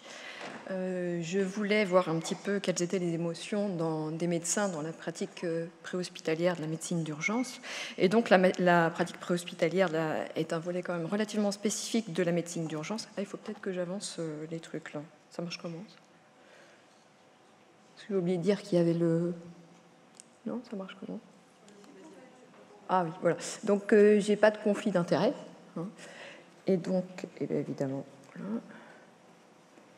Donc, la pratique préhospitalière est un volet spécifique de la médecine d'urgence. En effet, les équipes sont composées d'un ambulancier, d'un infirmier ou d'un IAD et d'un médecin qui interviennent en dehors des murs de l'hôpital, donc en fait sur voie publique ou sur lieu public, donc à la vue de tous, ou alors à domicile en s'immisçant de façon relativement inattendue dans l'intimité du patient ou de sa famille. La notion d'urgence elle-même implique d'arriver dans les meilleurs délais sur les lieux et quelles que soient les conditions de circulation, il faut agir vite, il faut prendre une décision rapidement. Et les équipes sont confrontées à des interventions qui sont fréquemment difficiles, comme des manifestations, des accidents de la voie publique, de la pédiatrie, et évidemment d'autres interventions comme les infarctus, les AVC, les morts subites, mais qui peuvent aussi mettre en jeu le pronostic vital. Sur les lieux, les équipes peuvent être confrontées à des violences verbales ou physiques, ce qui va créer chez eux de la peur et éventuellement de l'insécurité. Et au niveau émotionnel, ils peuvent aussi être amenés à intervenir pas loin de chez eux, dans leur village, dans leur quartier, chez des proches, ce qui peut faire monter un petit peu, entre guillemets, la pression. Chaque intervention confronte ainsi donc les équipes à des contextes différents, inconnus et dont l'issue est imprévisible. Toutes ces spécificités de la médecine d'urgence font que cette pratique engendre une charge émotionnelle relativement importante. La charge émotionnelle est un facteur de stress qui a été beaucoup étudié, mais contrairement au stress, les émotions, elles, ont peu été étudiées. Donc je me suis posé la question de savoir quelles étaient les émotions que pouvaient ressentir les médecins en intervention et comment ils pouvaient bien gérer tout ça. Donc, les émotions constituent un thème qui a pris une importance croissante dans le domaine de la sociologie au cours des 30 dernières années. Et comme Lucifer et Russell, tout le monde sait ce qu'est une émotion jusqu'à ce que vous lui demandiez de la définir. Alors, les émotions peuvent être appréhendées de façon variable, mais Ekman nous dit que 6 principales émotions, et les autres auteurs sont à peu près d'accord, qu'il existe 6 principales émotions qui sont reconnues pour être les émotions de base, donc à savoir la peur, la joie, la tristesse, la colère, la surprise et le dégoût. Mais ces auteurs s'accordent aussi sur le fait que les émotions sont associées à plusieurs composantes, à savoir donc la première, la triade émotionnelle, qui comporte donc le sentiment subjectif ou l'affect, la réponse psychophysiologique et l'expression motrice ou comportementale. 2 autres composantes sont essentielles, donc à savoir la tendance à l'action, bien décrite par Friggia, et l'évaluation cognitive, qui elle-même comporte 4 objectifs évaluatifs. Donc la détection de la pertinence pour soi ou pour le groupe, l'estimation de l'implication personnelle ou pour le groupe aussi, et la détermination du potentiel de maîtrise ou comment faire face, appelé aussi coping, et l'évaluation de la signification normative, c'est-à-dire par rapport aux normes collectives ou individuelles. Donc tout ceci montre bien que les émotions sont vraiment très variables et dans une même situation, 2 personnes ne ressentiront pas la même chose, et même si c'est une même situation, une personne ne ressentira pas la même chose si c'est à des moments différents. Donc pour ce faire, j'ai réalisé une étude qualitative en ciblant les médecins urgentistes qui travaillent au SMUR de Reims sur volontariat, évidemment. J'ai réalisé des entretiens semi-structurés qui étaient enregistrés d'une durée moyenne à peu près d'une heure. Sur une première partie, je suis plus partie sur de l'entretien d'explicitation en leur demandant de me dérouler et de m'évoquer une intervention qui les a marqués. Et dans un deuxième temps, j'ai exploré plutôt les différentes émotions de base. La saturation a été obtenue au 9e entretien et ensuite ces entretiens ont été retranscrits et j'en ai fait l'analyse thématique des verbatims. Donc, en pratique, j'ai interrogé 4 hommes, 5 femmes, dont l'expérience variait de 6 mois à 2 ans. Et il ressort que les interventions les plus marquantes sont la pédiatrie. On peut expliquer ça par différentes choses. Alors, Schwartz nous dit qu'on encode mieux un souvenir s'il est relié à une émotion. Et donc là, en fait, on peut voir que ça crée quand même pas mal d'émotions sur le côté inhabituel et le caractère inhabituel des interventions pédiatriques, car elles sont assez peu fréquentes. Et en fait, certains estiment manquer de compétences. Le caractère anormal de la maladie même chez l'enfant, les praticiens disent ouais, un enfant, voilà, ça devrait pas être malade, ça devrait aller bien, quoi. Et puis le phénomène d'identification, de se dire ça pourrait arriver à mon propre gamin, à moi. Les émotions dominantes retrouvées sont donc la peur, la joie, la tristesse et la colère que nous allons voir. Donc tout d'abord, la peur. La peur, elle est ressentie de différentes manières, comme une appréhension ou de l'angoisse de la situation que les praticiens vont trouver sur place. Et souvent, elle est présente dès le départ de l'intervention et jusqu'à l'arrivée sur place où ils vont pouvoir évaluer cette intervention et cette situation. Ils se disent je ne sais pas sur quoi je vais tomber, tout comme bon débutant, j'étais quand même inquiet de ce qui pouvait se passer. La peur intrinsèque, c'est vraiment quand il y a des agressions verbales ou physiques, les praticiens ont vraiment peur pour eux. Hein. Il y en a une fois qui me dit j'ai eu peur de me prendre un coup de couteau, je ne faisais pas le fier. Voilà. Et puis les phobies des praticiens, c'est j'ai peur des clébards sur place. Bah oui, hein. Je demande aux gens s'ils ont un clébard, et puis s'ils ont un clébard, de le mettre de côté. Hein. Voilà. La joie, qui est la seule émotion positive, en fait. La principale joie des praticiens, c'est la satisfaction du travail bien fait. Et en fait, c'est aussi le cœur de la motivation des professionnels, référence Bolton, pour une intervention qui s'est bien déroulée, le patient a été sauvé, il n'y a pas eu de retard à la prise en charge, ce genre de choses. Les émotions vraies, elles sont plutôt retrouvées dans les interventions type accouchement, où oui, c'est des moments de joie, parce que quand tout se passe bien, il y a un bébé qui naît. Voilà, c'est des interventions qui apportent vraiment de la joie. Et puis des fois, c'est vrai, c'est le soulagement aussi de se dire « Ouf, ça y est, j'ai amené mon patient, il est dans un bon état, je le confie à mon collègue, moi c'est bon, j'ai fait ma partie. » Ou alors des fois, la police arrive, c'est bon, on est soulagé, on va pas se prendre des cailloux. La tristesse est retrouvée aussi sous différentes formes. La tristesse vraiment ressentie par les praticiens, et c'en est une qui est quand même assez forte, où ils se disent ça me donne envie de pleurer, hein, je suis très touchée. Ou alors par identification, ça pourrait être mon grand-père, ça pourrait être ma mère, etc. Et le plus souvent par empathie aussi, parce que je vais être désolée pour la mamie à qui j'ai fait le certificat de décès. Hein, ça me rend pas triste pour moi, mais je suis triste pour elle en fait. Hein. Et cette tristesse arrive fréquemment au moment de l'annonce d'une mauvaise nouvelle ou à la famille ou au patient lui-même. La colère est une émotion relativement forte. C'est rouge, la colère, ça. Voilà. Et elle survient surtout dans des situations frustrantes, comme des défauts de prise en charge. Vous prenez en charge un patient, puis le spécialiste, il ne vient pas voir votre scanner, etc. Donc ça vous énerve un petit peu. D'autres situations, quand, par exemple, moralement, c'est vraiment insupportable, un gamin qui meurt parce qu'il se fait tabasser par son parent, là, oui, ça met les praticiens en colère, parce que c'est contre le parent maltraitant.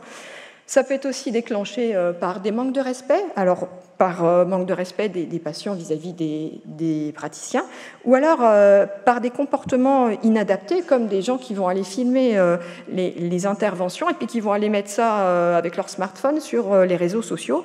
Là, ça les énerve, mais vraiment énormément. Et puis, il existe aussi cette colère qui peut être dirigée contre le patient sur, par exemple, des suicides, sur des moments qui sont un petit peu,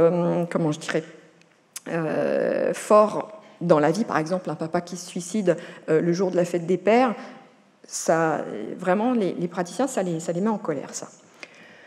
La surprise, quant à elle, est vraiment relativement peu ressentie parce que les praticiens se préparent psychologiquement à trouver des choses difficiles, donc ils anticipent.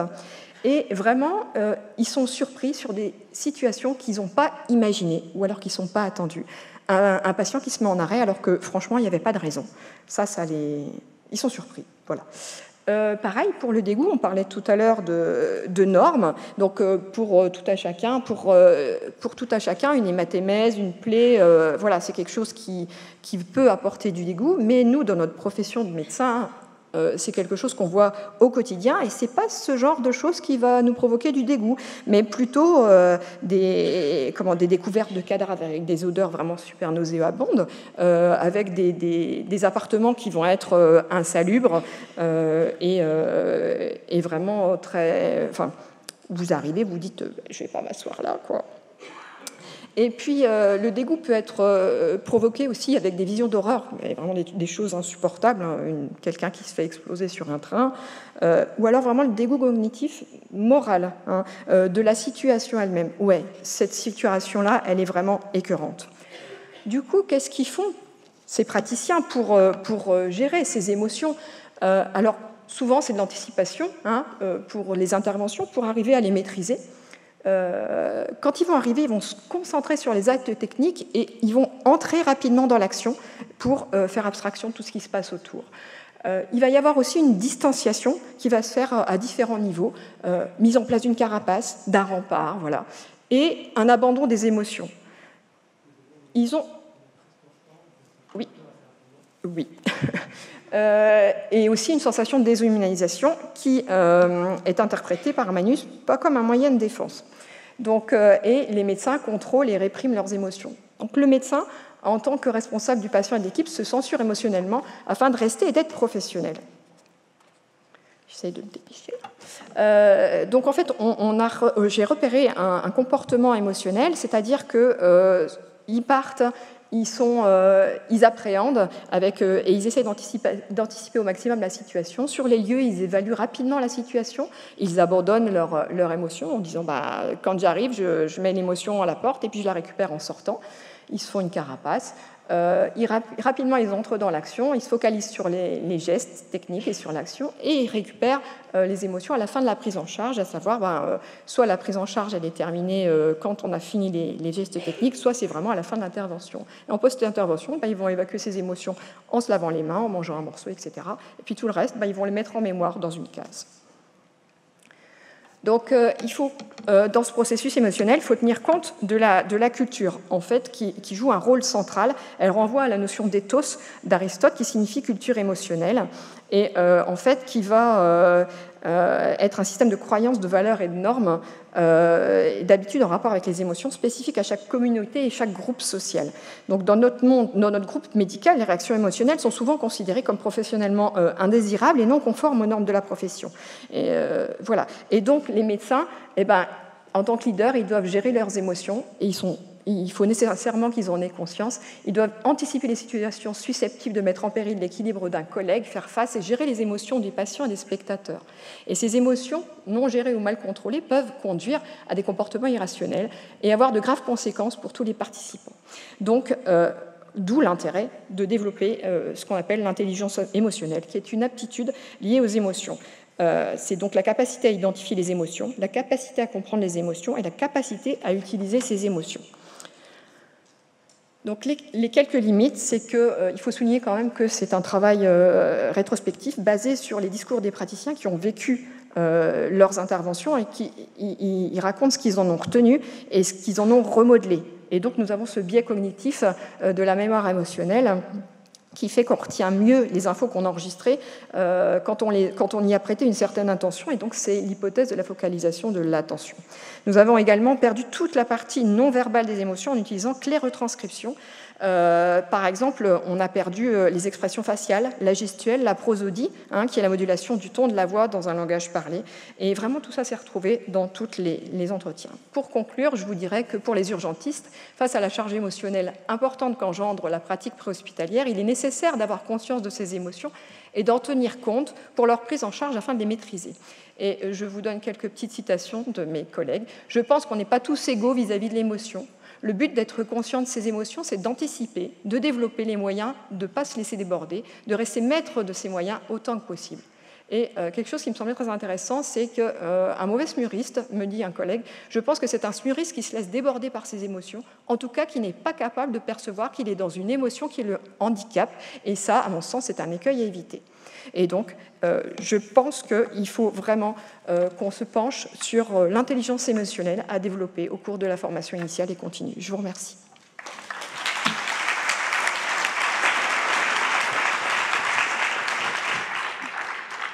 Merci beaucoup pour ce travail très intéressant qui soulève vraiment un domaine qui est finalement peu exploité, peu connu, peu investigué jusqu'à présent. Je pense qu'il est vraiment fondamental. Alors, on a un peu dépassé le timing, on n'a pas voulu vous couper parce que, oui, vous étiez vraiment lancé, puis on était, je pense, bien accroché à votre présentation, mais il y a peut-être la place pour une question éventuellement. Bon, on va enchaîner. Merci. Parce qu'on est dans le timing des 15 minutes, qui sont 10 minutes de présentation et 5 de discussion ou questions de la salle éventuellement. Merci.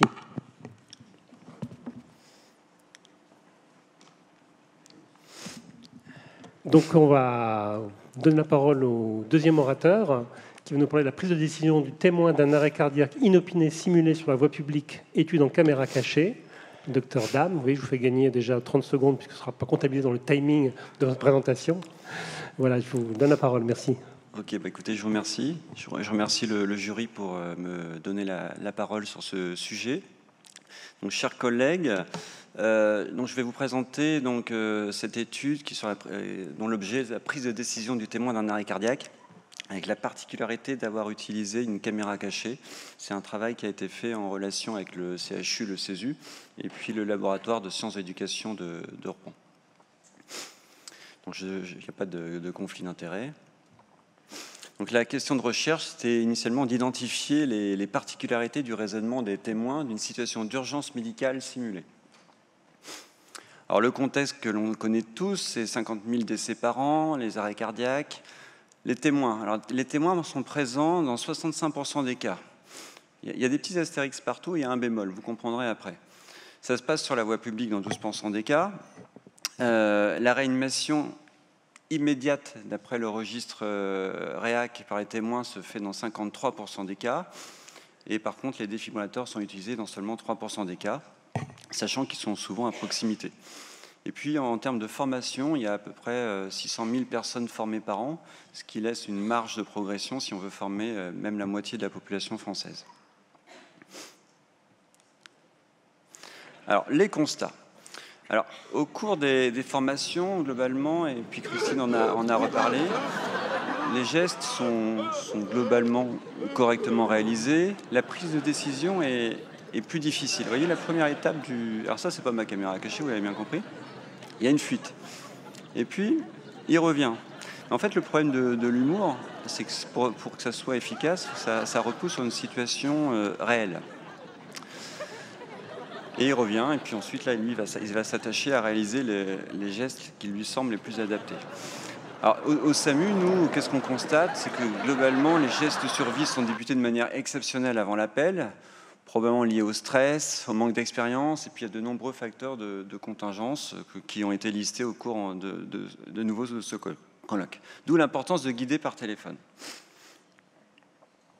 Alors notre méthodologie, c'est une étude expérimentale. On a simulé un arrêt cardiaque sur la voie publique. Alors vous allez me dire, c'est pas facile.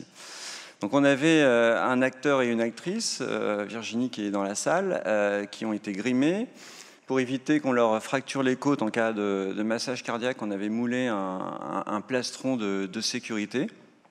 Et puis pour éviter d'avoir un bouche-à-bouche inopiné, il y avait des simulacres de vomi sur la joue. Ça dissuade tout de suite. On avait une capture vidéo avec à la fois un caméscope et à la fois une GoPro. Il y avait des observateurs qui étaient cachés dans les fourrés et on communiquait par talkie-walkie avec le témoin. On a eu toutes les autorisations, parce que forcément, dans le contexte actuel, c'est pas évident. Donc, on a eu le comité d'éthique, la CNIL, la municipalité, le port autonome, parce que ça se passait sur le port, les services de secours et la préfecture. Et puis ensuite, chaque personne qui avait été piégée a été interrogée, rattrapée parfois, piégée ensuite, par des questions ouvertes. Et on les questionnait sur leurs émotions, leur jugement, la difficulté. Et puis on s'était aussi fait conseiller par une entreprise de caméras cachées là, qui fait des caméras cachées pour la télé, notamment pour aussi déterminer le lieu, parce qu'il fallait aussi éviter que les gens puissent éviter la Seine. C'est pour ça qu'on avait pris une presqu'île qui était un chemin de promenade et pour éviter, voilà, pour qu'ils ne passent obligatoirement par la Seine. La Seine, pas le fleuve. Hein. Alors les résultats, on a eu 19 mises en situation, ce qui ont permis de piéger 34 personnes. Sur ces 34 personnes, il y avait 25 personnes décisionnaires. Il y a eu 4 questionnaires qui ont été non complétés en raison d'un refus ou de la fuite des participants, et puis 21 questionnaires qui ont été complétés. Alors pour illustrer le propos, je vais vous montrer 4 scènes. Donc je vous laisse passer la première scène. Alors c'est la première scène, on était en train de s'installer. Là, on était en train de régler la GoPro. Alors on est un peu loin, la qualité n'est pas bonne, mais c'est l'illustration. Donc là, on a notre plastron qui s'écroule devant le témoin, qui doute longtemps, qui contourne l'obstacle.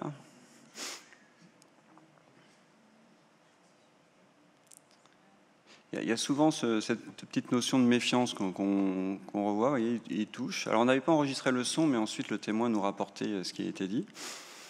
Et puis, la prudence du témoin, il va regarder à droite, il va regarder à gauche.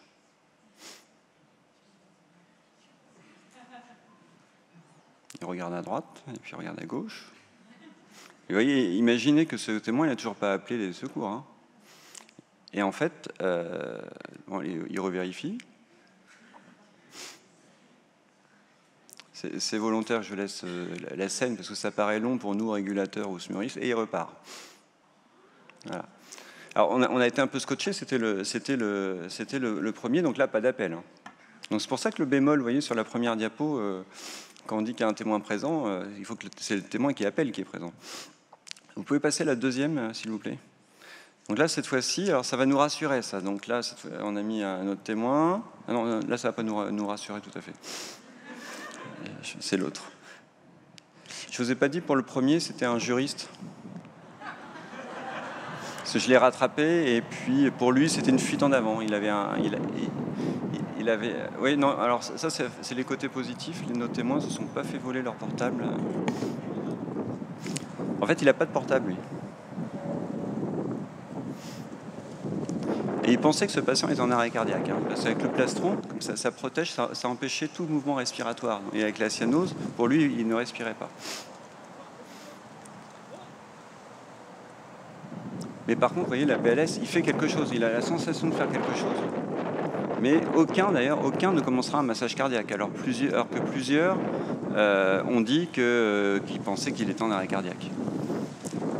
Et là, on voit toute la détresse de la personne qui court, désespérée, pas forcément concertée. Je vous laisse passer la troisième.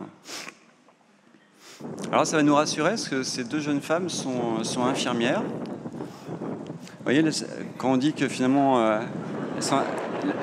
on est en plan fixe, infirmières, le doute s'installe et elles reviennent. Donc elles ont eu la VSU au CESU d'ailleurs, bien sûr. Et vous voyez, ça fait tout de suite un peu coordonné là. Donc on a piégé entre guillemets 4 professionnels de santé au cours de ces séances, dont ces 2 infirmières. Donc il y en a une qui appelle le 15, beaucoup appellent le 18. Elle a appelé le 15, et vous voyez, il y en a une qui surveille. Et en fait, leur statut d'infirmière, pour elles, elles ont tout de suite vu le pouls et la respiration. Donc la situation semble adaptée par rapport au diagnostic qu'ils ont évoqué. Voilà, et là, ils sont en train de décrire aux pompiers qui étaient prévenus, bien sûr, pour éviter de nous envoyer un VSAV. Je vous laisse passer la quatrième. C'est rapide, mais efficace, si on peut dire.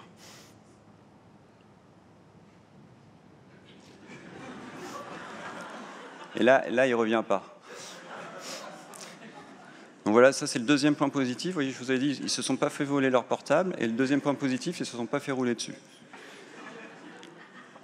Alors les résultats. Alors voici l'annonce des résultats. Sur les 19 mises en situation, en termes d'assistance, voilà, il y a 42% des personnes, c'est-à-dire 8 personnes sur les 19, qui n'assistent pas, qui ne s'arrêtent pas, qui n'appellent pas, qui ne font rien du tout en fait. Il n'y en a que 11 sur les 19 qui s'arrêtent. Ce n'est pas forcément ce qu'on attendait en fait, dans notre logique, on ne s'attendait pas du tout à ça. Alors, si on considère la prise en charge conforme en considérant un patient qui est inconscient et qui respire, je vous ai précisé, pour moi c'est un arrêt cardiaque, mais en se mettant dans la situation la plus soft où il respire, en prise en charge conforme, sur les 11, il n'y en a que 5. Et le point qui est aussi intéressant, vous voyez, sur les secouristes, il y avait 6 secouristes, il y a 4 prises en charge non conformes.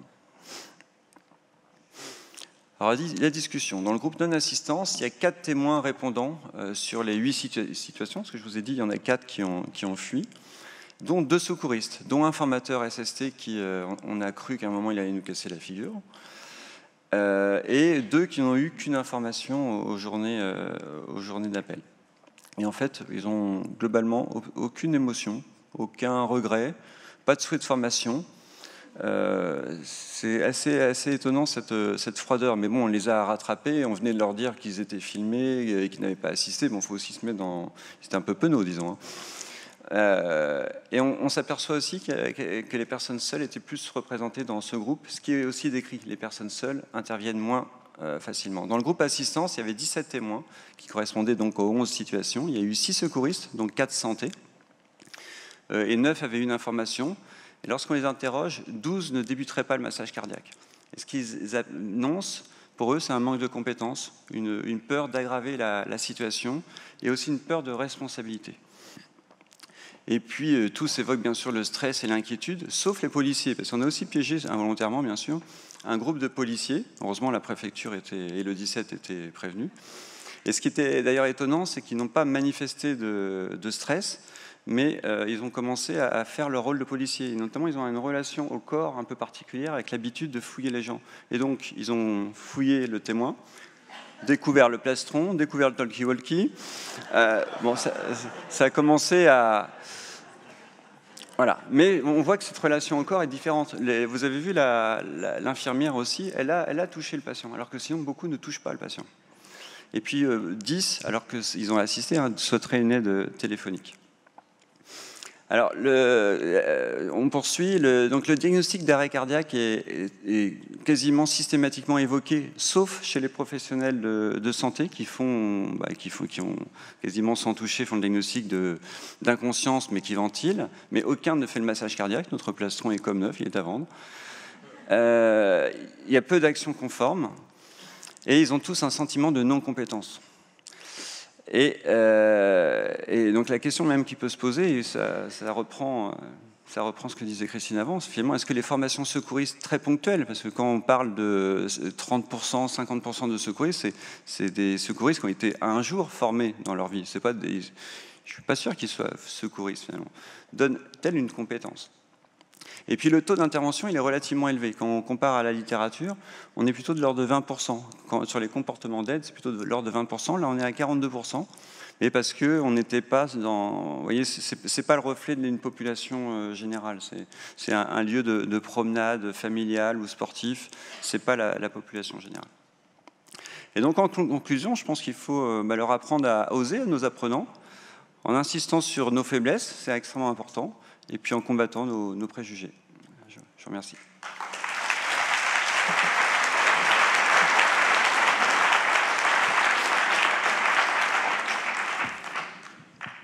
Merci beaucoup pour le respect du timing et puis pour cette présentation qui nous interpelle. Est-ce qu'il y a des questions dans la salle? Oui, au milieu, devant moi. Vous pouvez passer un micro, s'il vous plaît.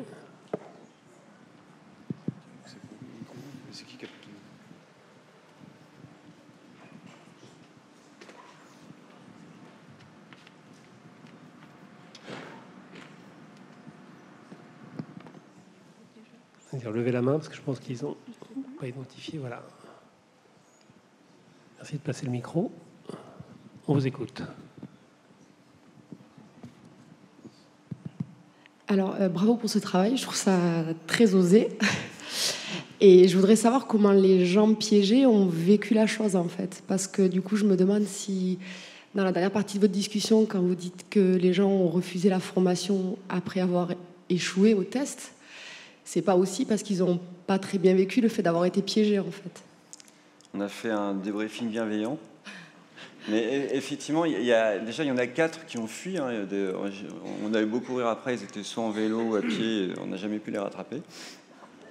Et il y en a un qui l'a mal vécu parce qu'il était moniteur SST, donc on était en train de lui mettre, et comme il nous avait dit, en plus, j'enseigne cela, et vous m'attrapez, il était extrêmement agressif.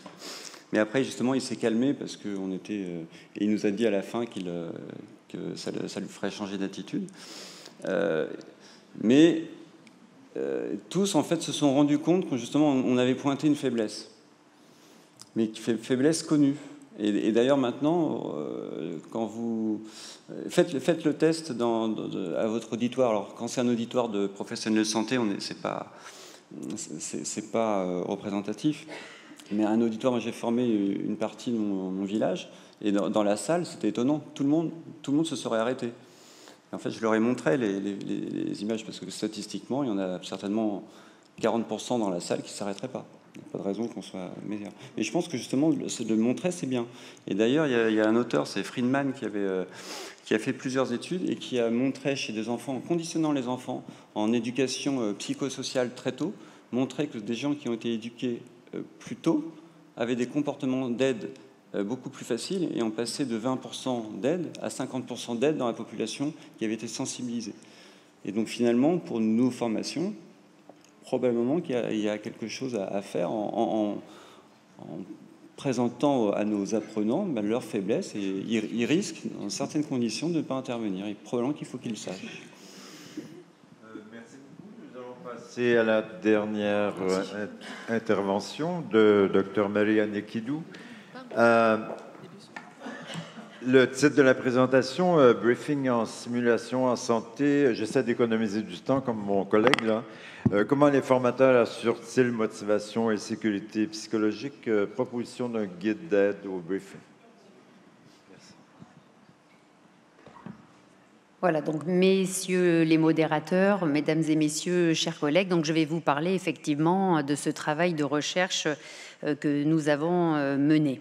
Alors, peut-être la première des choses, c'est de rappeler que le briefing en simulation est primordial pour des apprentissages en profondeur. Le but de notre travail, c'était de tenter de démontrer l'intérêt d'un briefing approfondi et standardisé. Alors, je n'ai aucun conflit d'intérêt.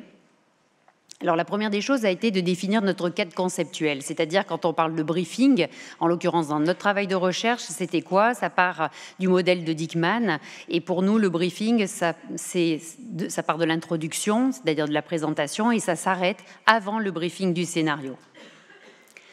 Toujours dans notre cadre conceptuel, pour bien comprendre le cheminement de ce travail, c'était d'essayer de montrer les liens qu'il y a entre la simulation, le briefing et les apprentissages. Alors, ce qu'il faut savoir, c'est que l'environnement simulé donne une place essentielle à l'engagement et la motivation des apprenants. Pourquoi ? Parce qu'on sait que cet engagement qui va passer par les actes est source donc de modification des apprentissages à long terme. Et on sait aussi que pour qu'il y ait engagement, il va falloir un moteur de l'action. Et ce moteur de l'action n'est autre que la motivation, qui est donc une condition nécessaire à l'engagement. Alors la motivation, qu'est-ce que c'est ? C'est la perception qu'a l'apprenant à la fois de lui-même et de son environnement. Et cette perception va le pousser à s'engager, à accepter de rentrer dans une activité pédagogique, éventuellement à persévérer, et tout ça dans un seul but, celui d'apprendre. Si on se réfère à la notion de la dynamique motivationnelle de Viau, ce que l'on voit, c'est que plus le niveau motivationnel, essentiellement intrinsèque, on y reviendra, est élevé, plus l'engagement est élevé et meilleurs sont les apprentissages. Alors justement, de quelle motivation on parle ? De 3 types de perceptions. La première, c'est la valeur de la tâche. La deuxième, c'est le sentiment d'efficacité personnelle. Et la troisième, c'est l'autonomie, la contrôlabilité. Et puis, en fait, si l'engagement est une condition nécessaire, c'est ce qu'on vient de voir, en fait, elle n'est pas suffisante. C'est-à-dire qu'il va falloir une réflexivité, c'est-à-dire que l'apprenant puisse prendre un certain recul par rapport à ses pratiques, qu'il puisse être capable de défendre, par exemple, ses positions, qu'il puisse avoir envie de persévérer ou pas dans ses actions. Alors c'est là que rentre en ligne de compte justement le formateur, parce que le formateur, dans ce contexte simulé, il a besoin de créer un environnement sécurisant pour qu'il y ait de meilleurs apprentissages. Il faut rappeler, on en a un petit peu parlé là tout au long de ces 2 jours, c'est que la pratique simulée, c'est un apprentissage expérientiel, c'est-à-dire un apprentissage où le vécu de l'apprenant va occasionner un certain nombre de savoirs. Mais ce qui est particulier, c'est que ça se fait en présence des autres, à savoir en présence des pairs, en présence des facilitateurs ou des instructeurs. Et quelque part, il se met en danger. Il met en danger non seulement son identité professionnelle, mais son identité personnelle. Et c'est pour ça qu'il faut créer un certain climat pour qu'il ait l'envie de donner le meilleur de lui-même. Alors si on continue, eh bien, pour pouvoir parler de pratiques et de bonnes pratiques, eh bien, on a fait une revue de la littérature et on a trouvé un article, j'allais dire, assez fondateur pour ce travail, à savoir c'est celui de Rudolph, qui est paru en 2014 et qui parle justement des 4 pratiques prometteuses en briefing pour un engagement efficace. Alors concrètement, qu'est-ce qu'elles sont? C'est la recherche des attentes, c'est clairement d'expliciter le contrat de fiction, c'est de s'assurer d'un certain nombre de détails logistiques, et puis c'est aussi celui de créer un engagement à respecter, justement envers la sécurité des apprenants. Alors notre méthodologie est la suivante. Il s'agissait d'une analyse de pratique des formateurs en briefing. Ça a été une étude qualitative multicentrique, elle s'est faite par observation directe.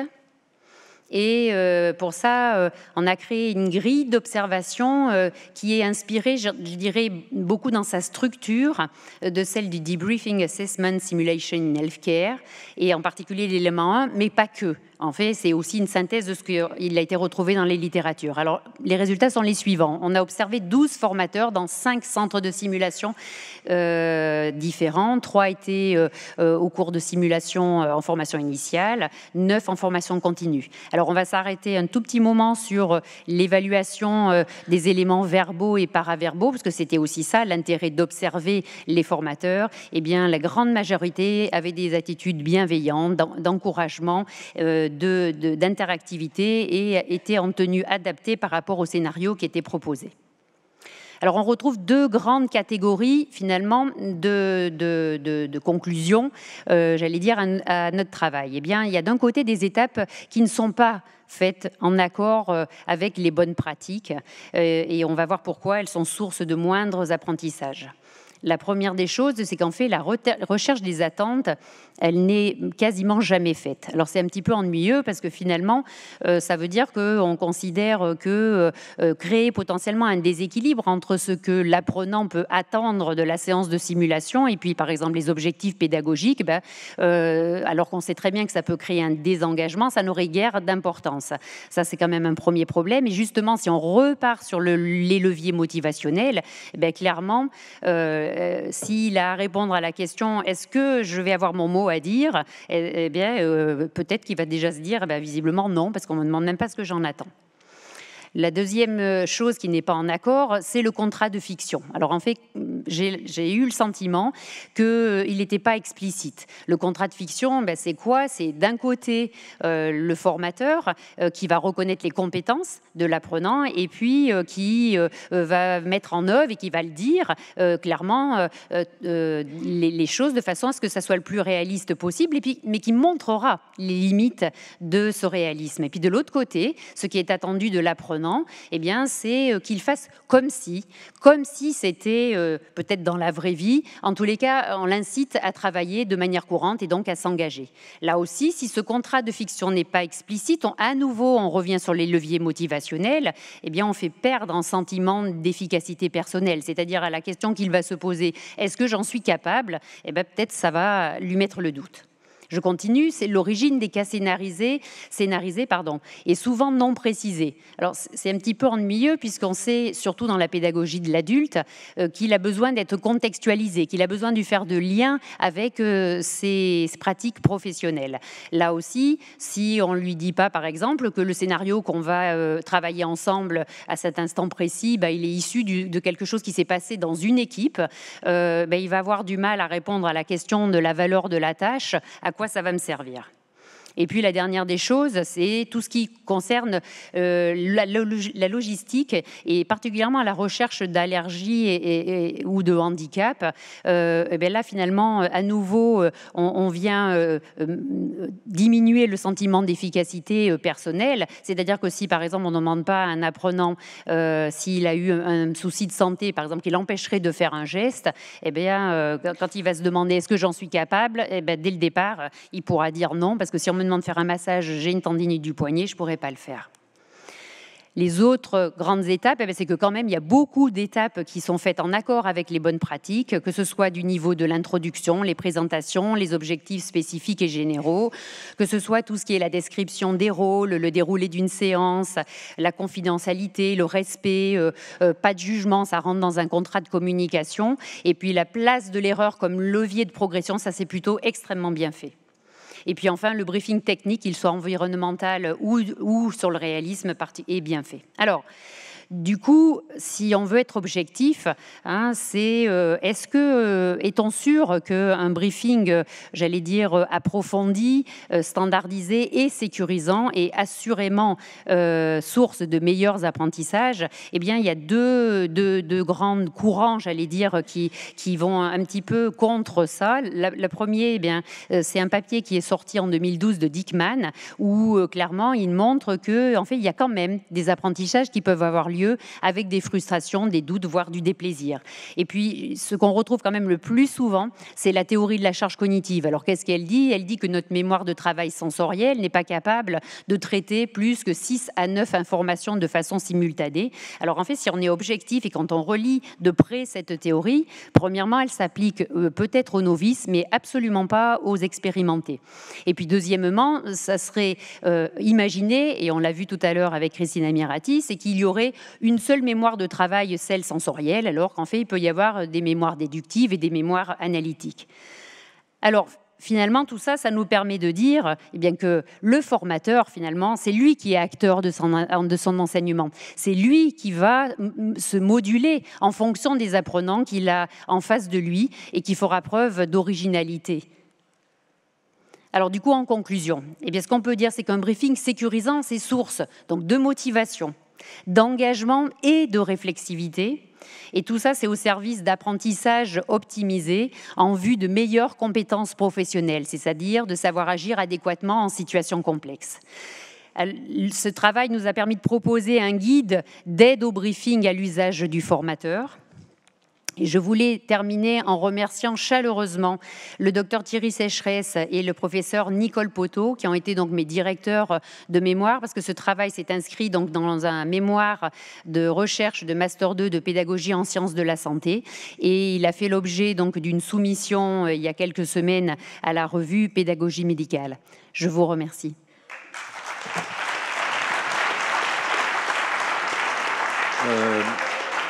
Merci beaucoup. Nous prenons le temps pour une question.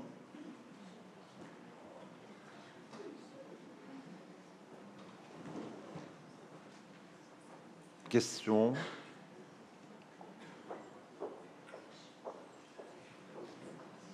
Ah, Christine. Madame. En bas. D'ailleurs, si tu venais nous rejoindre.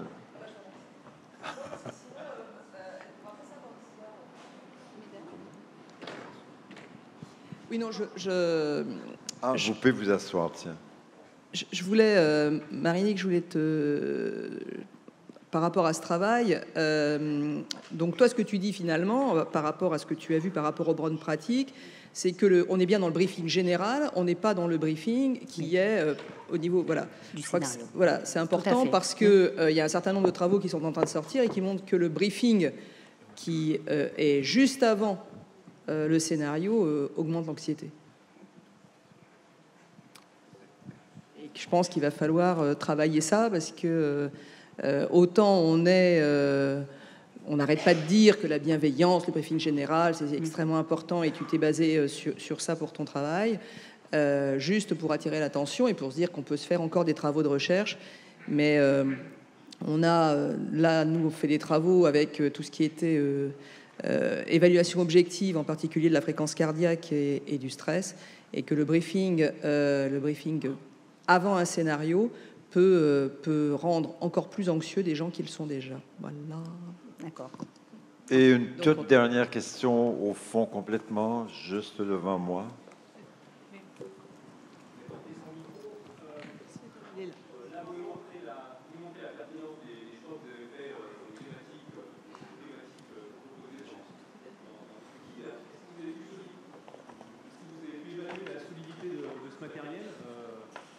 par une étude ou est-ce que vous envisagez l'évaluation du choix de ces différents critères? Non. Pour l'instant, effectivement, c'est quelque chose, c'est une ouverture, hein, c'est-à-dire que c'est juste proposer, quand je dis un guide, c'est une espèce de checklist qui, en l'occurrence, c'est la grille d'évaluation comportementale que j'ai utilisée pour faire les observations directes, qui a été améliorée d'ailleurs secondairement, qui est cette fameuse checklist. Effectivement, ça devrait faire l'objet d'un deuxième travail, c'est celui d'évaluer l'intérêt de mettre en place effectivement ce type de guide et est-ce que ça change quelque chose par rapport aux pratiques professionnelles. Donc clairement non à la réponse que je peux faire. Merci. En tout cas, de ma propre expérience, je trouve que ce guide est particulièrement intéressant parce qu'effectivement, on a d'autres guides dans d'autres domaines, mais on ne pourra pas évaluer la pertinence de nos briefings actuels. Donc merci de ce travail. Merci beaucoup. Nous allons nous adresser, nous trois, à Christine parce que nous avons fait briefing et débriefing, mais je comptais sur Rémi, qui comptait sur Thibault et qui comptait sur moi. Et nous savons que et nous savons que c'est demain la remise du prix, mais nous croyons que c'est ce soir. Non. Alors, on ne remet pas le prix ce soir, mais messieurs, vous avez le droit de dire qui a le prix. Mais nous souhaitons que ce soit toi, parce que tu es présidente et tout. Mais je devrais dire avant que Rémi devait souligner que M. Potier, le docteur Potier, ne serait pas ici, mais il a oublié. Mais il devait être avec nous, il n'est pas là. Alors, merci beaucoup, Christian. Nous sommes mauvais élèves, je crois. Ils sont extraordinaires. C'est pour ça qu'on les aime tous. Eh bien, donc, le jury... alors, il y a donc eu une évaluation d'un certain nombre de travaux, évaluation anonymisée avec une grille qui était la même pour tous les membres du jury, voilà. Et l'évaluation anonymisée nous permet de dire que tous les travaux étaient les 3 travaux qui étaient ici étaient dans un mouchoir de poche. Mais c'est comme ça, alors ça fait très... Hein. Mais il faut un gagnant, donc non, il ne va pas y avoir la publicité en attendant de savoir. Voilà, donc voilà, Marie-Annick, tu pourras donc danser avec les stars, c'est toi qui as le prix du jury.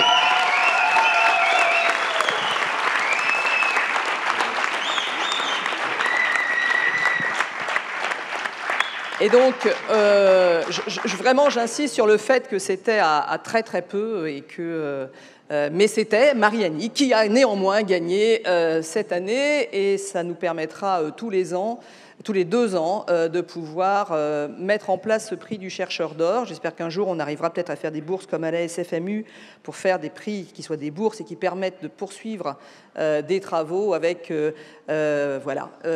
encore plus de sous possible. Et demain, c'est donc Monsieur Fertitta au titre de la MACSF qui viendra remettre ce prix à Marie-Annick. Tu veux dire un mot?